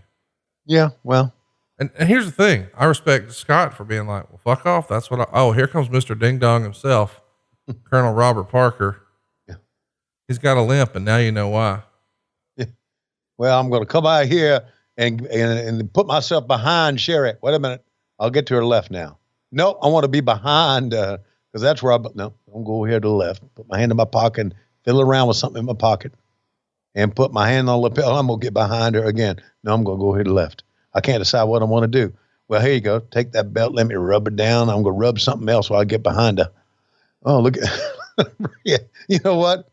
Right now, Stevie is fucking petrified in real life because you'd never know what Rick Steiner would do. And when he's staring at him like that, Stevie Ray's thinking, this fucker is going to go into business for himself just to fuck with me. That's how he was. He was so strong and he was so much as a wrestler better than anybody else. He could fuck with you in the ring, man. Who would you least want to fight here?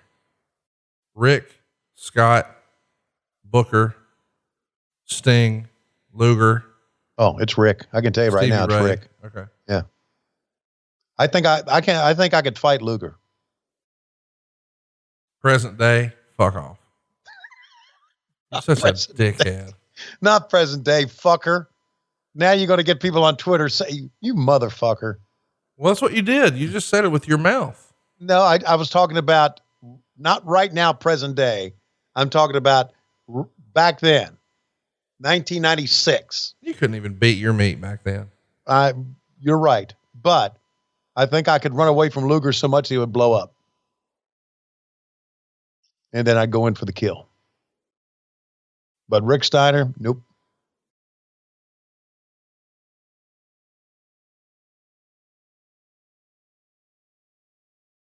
They're all, okay. I could beat up Nick Patrick. That's the one. No way. He'd tower over you. He'd put his hand on your head and let you swing and you'd never hit him. Oh my God. That looked less than awesome. I think Taz calls that the yam bag. Yes, he's a big fan of talking about the scrotal area, referring to it as the yam bag. Yam bag. Ooh, right in the yam bags. Some of the stuff he says is very entertaining, man. By the way, you know what? You remember all those matches we saw earlier? Like, I mean, do you remember when Eddie Guerrero got 4 minutes, or when Madusa and Bull got 2 minutes, or maybe you remember when Konan and Ultimo got 2 minutes? Mm-hmm. Well, this triangle match right here, 13 minutes and 22 seconds. Okay. And not much going on in it so far. A lot of talking going on. supposedly Nick Patrick has the promo of the show after this match. Apparently so he does. Probably have to track it. Yeah, apparently he does better mic work than both Ric Flair and Hulk Hogan, which I call bullshit on, but we'll see. Well, here's the deal. His father is one of the great talkers of all time. Jody Hamilton, the assassin. If you go back and you find on YouTube assassin interviews, you're going to listen to some of the best interviews ever done. And I would think that Nick Patrick, followed in those footsteps. Look at there. Here you go. I'll just stand around, knock your ass down. Hey, and guess what? You're really going to fall because I'm really going to hit you. God, I gotta look him up, man. I gotta go talk to him. I know I can find him. Shit, all my kids go to Cherokee County schools. All my grandkids. 2 are in high school, 1's in middle school. So I got to find him. And they're going to school in Cherokee. They're not schooling from home. See? Like a Rick Steiner on the school board, buddy. You ain't gonna fuck with me. I gotta go look him up. I'm gonna go look him up this week. Clash of the Champions. Let's take a break. And we're back. Tony Schiavone along with Conrad Thompson. Conrad, let me ask you, which one of these guys would you most like to fight? I would like to fight none of them. Mm-hmm. I would just submit. That's because you're a pussy. Up on top is Sting. Oh, Sting with a big chop. And the cover. 1, 2, says Nick Patrick. Only got a 2 count. This is a triangle match for the World Tag Team title. Ladies and gentlemen, we are packed to the rafters here in Denver, Colorado. Most people drunk on beer. And, of course, coming up in decades from now, they'll be stoned on weed or dope because it'll be legal. Usually, and let me say, basically, the best way to go is edibles. You don't have to inhale that shit into your lungs. Whoa, rolling him in. Watch out, Sting's going to chase him in. Sting with a leapfrog. Sting with into the nuts he goes. Going to pick him up. One in the goozle, one in the crotch, and down he goes. Wonder if that thumb got up in the asshole that time of Booker T. Sting says yes, it did. And a cover. Oh, wait a minute. Here comes Boo. I can't believe they move. I can't believe Stevie Ray could actually move like that. Holy motherfucking shit. That big guy got up, and he's a lazy piece of shit, as we all know. Here comes a tag. Here comes another lazy piece of shit. It's Sting. No, it's Luger. Luger up on top. Sting's on him. Hit a double axe over the back. Oh, and Booker T is the one selling in this match. It's in trouble. I hope you enjoy Clash of the Champions and our 3-minute matches we've had so far. The best thing has been Glacier. Oh, big, a vertical suplex. Going to roll him over. And here comes Stevie. Oh, there goes Stevie Ray again. And Booker T says, tag me. Say, okay, come on in here. Come on. You mean I got to do some fucking bumping? I'll take anybody on Rick Steiner. I'll take Sting on. Yeah, I'll grab him by his fucking hair, grab him by his ears. I'll fuck with Luger too. I'll even fuck with Scott Steiner. As a matter of fact, has Scott even been in this match? Does it matter to anybody? Because, into the jaw he goes. I'm spent. You were right. It wouldn't take you 2 minutes with Madusa. 30 seconds, buddy. So next week we're talking about ECW's debut on TNN, which happened August 27th, 1999. Can you believe it? 21 years ago. Wow.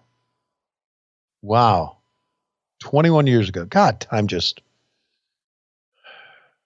flies by. I mean, I can't believe we're into September already, and almost into September. And the pandemic, which I guess the end of March is when it really hit full force, and it seems like it was 80 years ago, but in many ways it seems like it was quick. Hey, so are we going to have college football in the SEC this year? Do you know? Nope, not happening. We're not going to have it, or you don't know? No, we're not going to have it. Okay. Didn't think we were. And that's okay. It saves Florida from a loss against Georgia. And it saves me from having to look at Auburn again.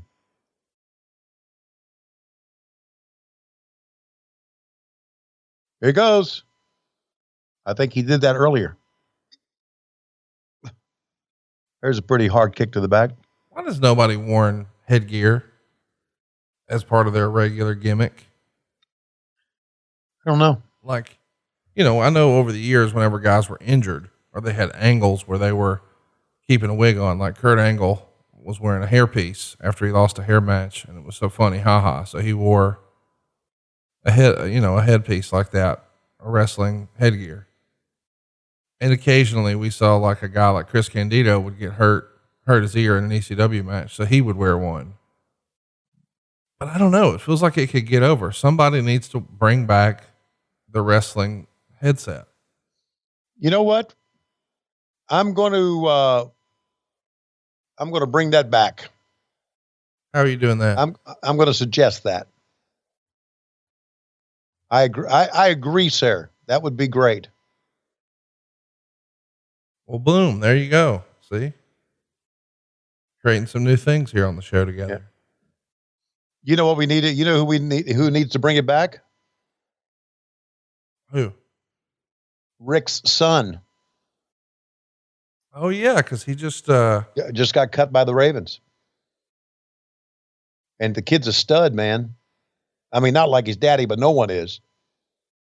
But Bronson needs to bring it back, man. You think he'll get into wrestling?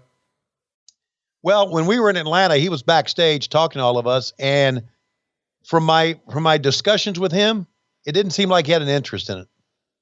You know, he had been a very good running back with Kennesaw State, and even though they were not a Division I level like a Georgia team, they had a very successful program. And the kid averaged 8.1 yards a carry. Yeah, he was solid.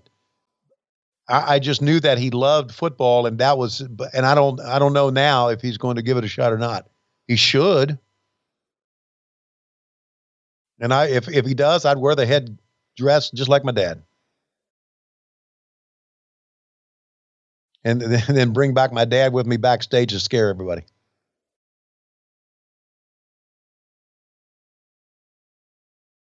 I'm going to go see him this week. I'm going to go see Rick Steiner this week. I'll have a report for you next week, okay? No, you won't. Don't say no you won't to me, fucker. How do you know? Because you've been promising me I'd have a goddamn 6-man belt for 4 fucking years, and it's literally in the house you're in, and you won't get off your fucking ass and find it. And now you're going to tell me you're actually going to put forth effort for something else? I ain't buying it, Tony Schiavone. Look at the Frankensteiner. Cover his ass. 1, 2. Oh, and they're ringing the bell. Look, Hall and Nash did a little interference here. They're going to wave it off. Unbelievable. Oh, there you go. Just the beginning of him turning heel. Meltzer would write, they tried to play up that since Hall and Nash had attacked Sting and Luger outside the ring, that he should have counted the fall and played it up as part of his turn. Of course, logically, he should have thrown it out for outside interference, even if the interference wasn't in the ring. And Nick Patrick did a post-match interview explaining what a great referee he was.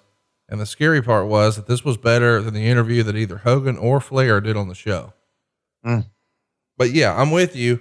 It looked like he was counting 1, 2, and then he saw the interference and waved it off. Yeah. But we should have new tag team champions here. The Steiner brothers have just been screwed out of their tag titles. Yeah. And if I'm Nick Patrick, I'm legitimately, as a shoot, scared when Scott Steiner grabs me. Yeah, when Scott Steiner grabs you and starts yelling, you just, here we see a replay here. And what a maneuver this was for a guy his size to pull it off. And there's the disqualification, replay, which we missed live and just saw after the fact. But both Sting and Luger getting the beat down from Hall and Nash. See, the timing was all wrong. He should have seen them. And it was hard to time it. He should have seen them hit him. Then it would have been, but as you can see from that shot, he looks up and they're walking away. Yeah. Well, but you could also see that they're walking away from guys who were left laying. Yeah, but they could have stumbled over. Here we go. Here's the interview. Let's track it and see if it really is better. Up there. It was a disqualification for outside interference. What do you think it was? Where was the outside interference? Didn't you watch the same match? Did you not see the outsiders come down here and attack these guys on the floor? Did they get in the ring? No, they didn't get in the ring, but they interfered in the match. Any rule book that's in print today for wrestling, if you look it up, outside interference is a disqualification. You know, those men never even got into the ring. As a matter of fact, I don't think they even made it within 30 feet of the ring. That's a good point. They never got in the ring. Which brings me to one point that I want to get across. What makes a referee great is to be able to see two different things happening at one time. And I've just proved to you in the entire wrestling world that I have that ability. I was in the ring. It's an unfortunate break for the Steiner brothers now. Don't get me wrong. But I had to watch all the action. Now, I don't want to have to get hauled down to the WCW offices again for this. If you have to review it, then review it. Wait a minute, Nick. I followed the book to the T. But Nick, a lot of people are pointing fingers at you right now for what's happened here in the last week and a half. Well, I know there's been a lot of unfortunate incidents take place here in the last week and a half. Okay, well, I will respect am totally innocent. WCW all the way, Gene. I'll respect your judgment. I thank you very much. Oh, by the way, I couldn't help but notice those nice Armani suits and everything you've been getting lately. Looks very good stuff. What do you mean?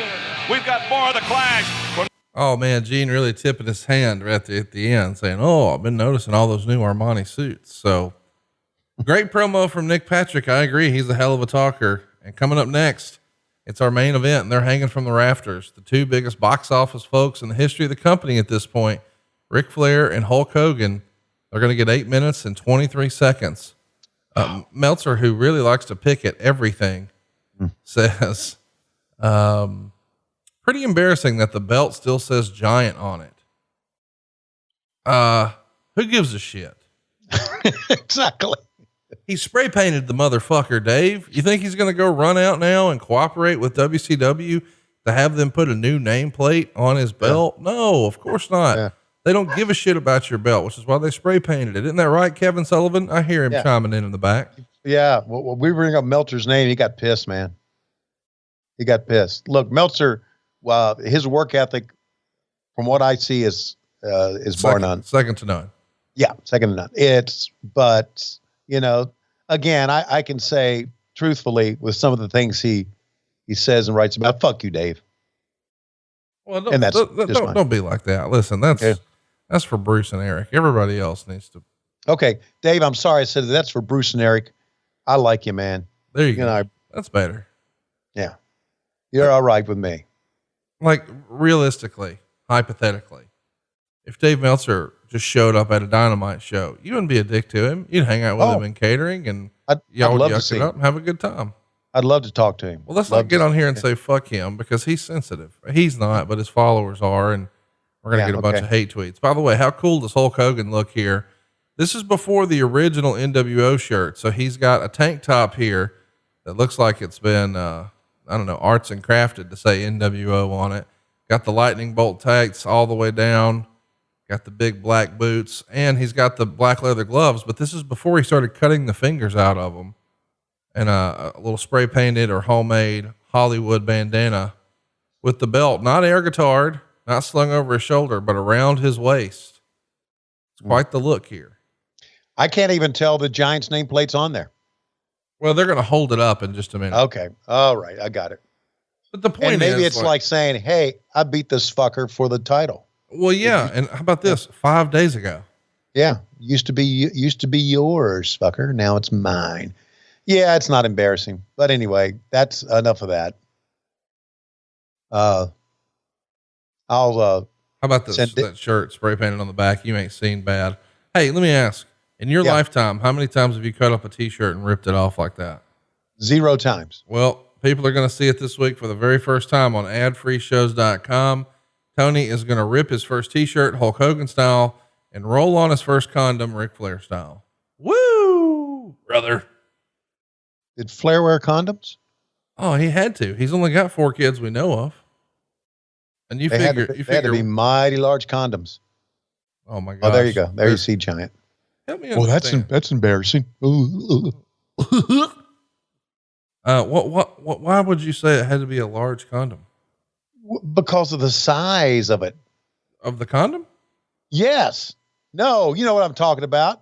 Wait, what are we talking about? We're talking about the baby's arm. Oh, are you saying that Ric Flair has a large penis? Yes. Oh, this is new information to me. I hadn't heard about this. Oh, what? Oh, you've been living under a rock.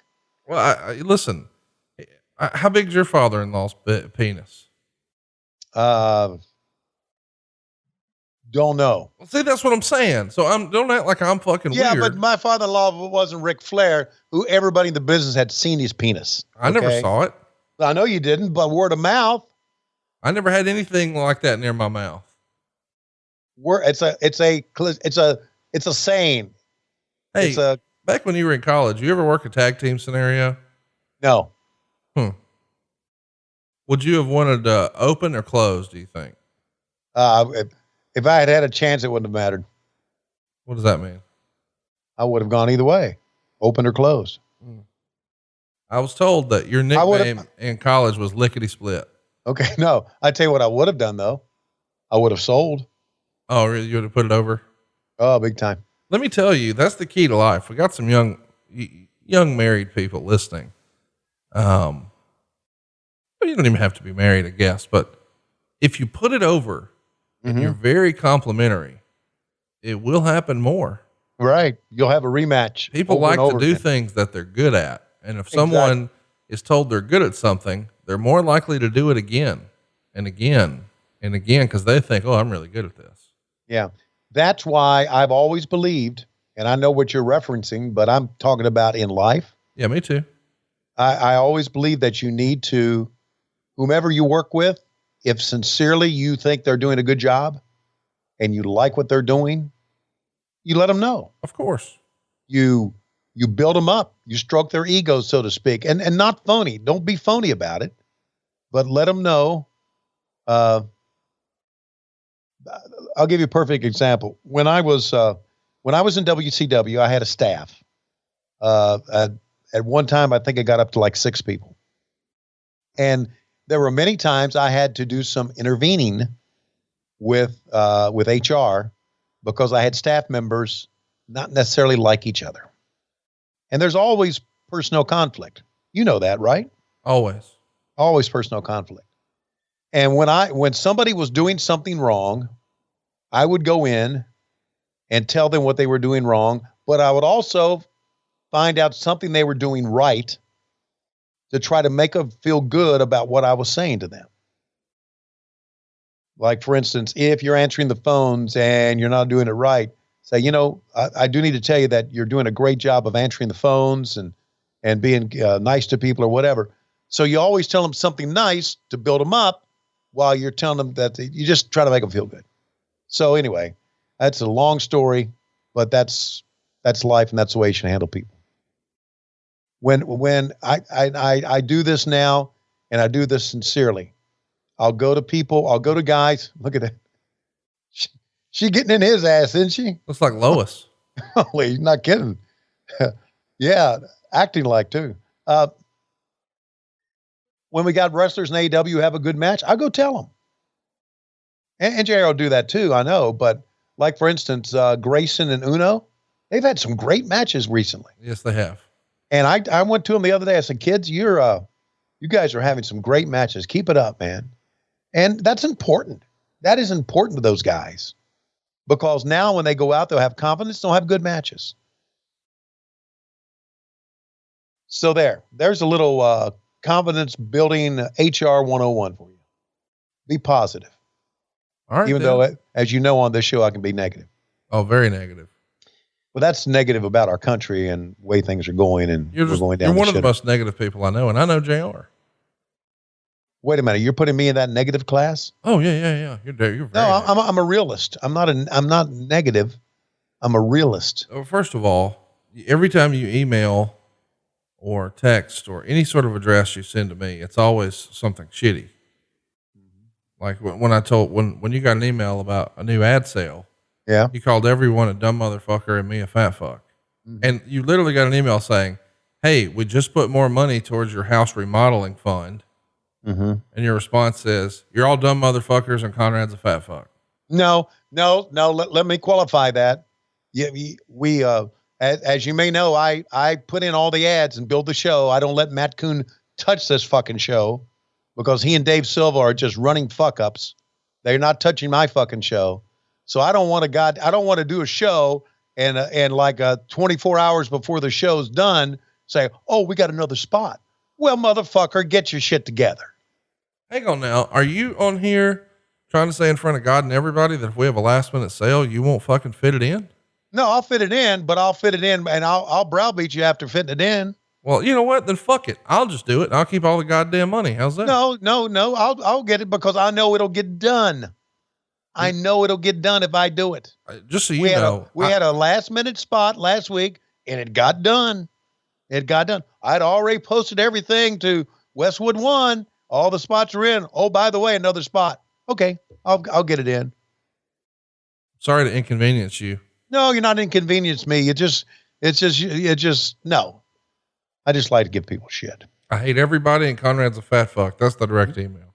And no, I didn't even do anything. They asked me, can we fit a last minute spot in, which is basically saying, hey, this work you guys have already done. Do y'all want some more money for it? And I said, yes. And you're like, God damn, look at these motherfuckers over here. Don't have their shit together. Keep bringing me money. These stupid motherfuckers with their bringing me money all hours of the day. I don't have time for it. Why I oughta. I'll never do that again. I'll gleefully put it in with a smile on my face. That's what she said. Yeah. And then I'll motherfuck David Green. Well, I'm fine with that. Yeah.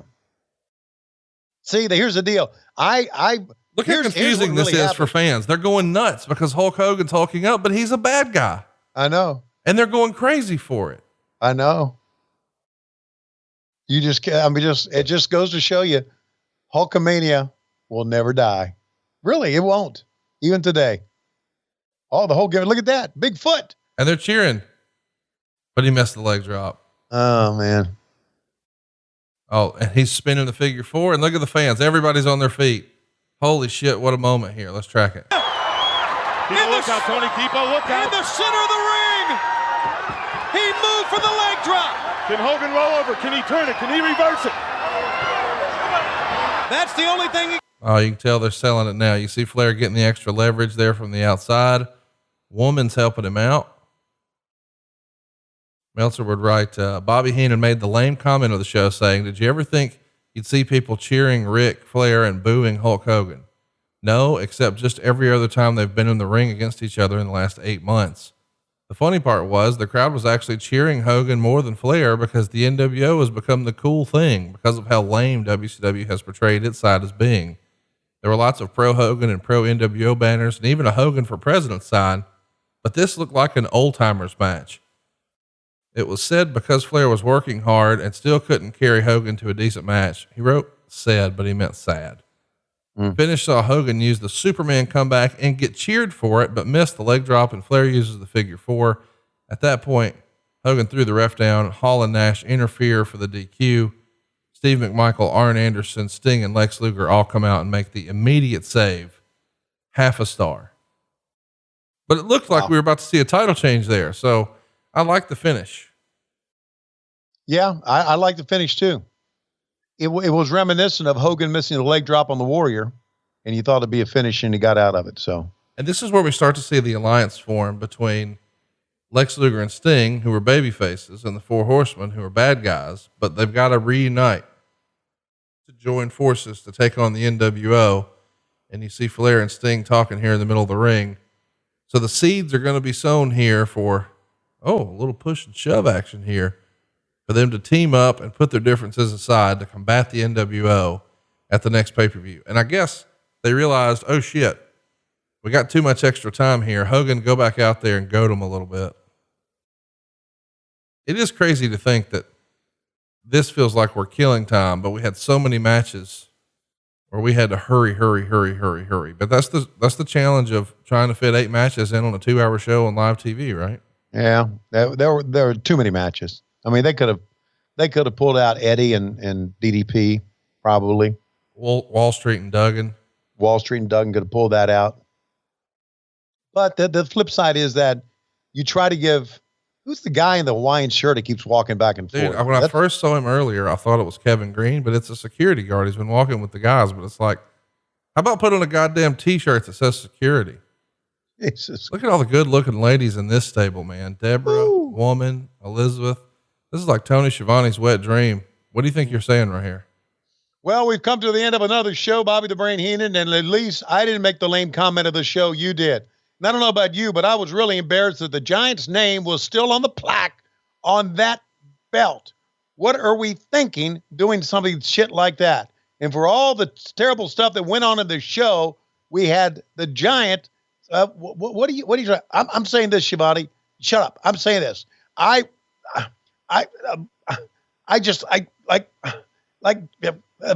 Furnaby flipping and flopping and flipping in front and snippets.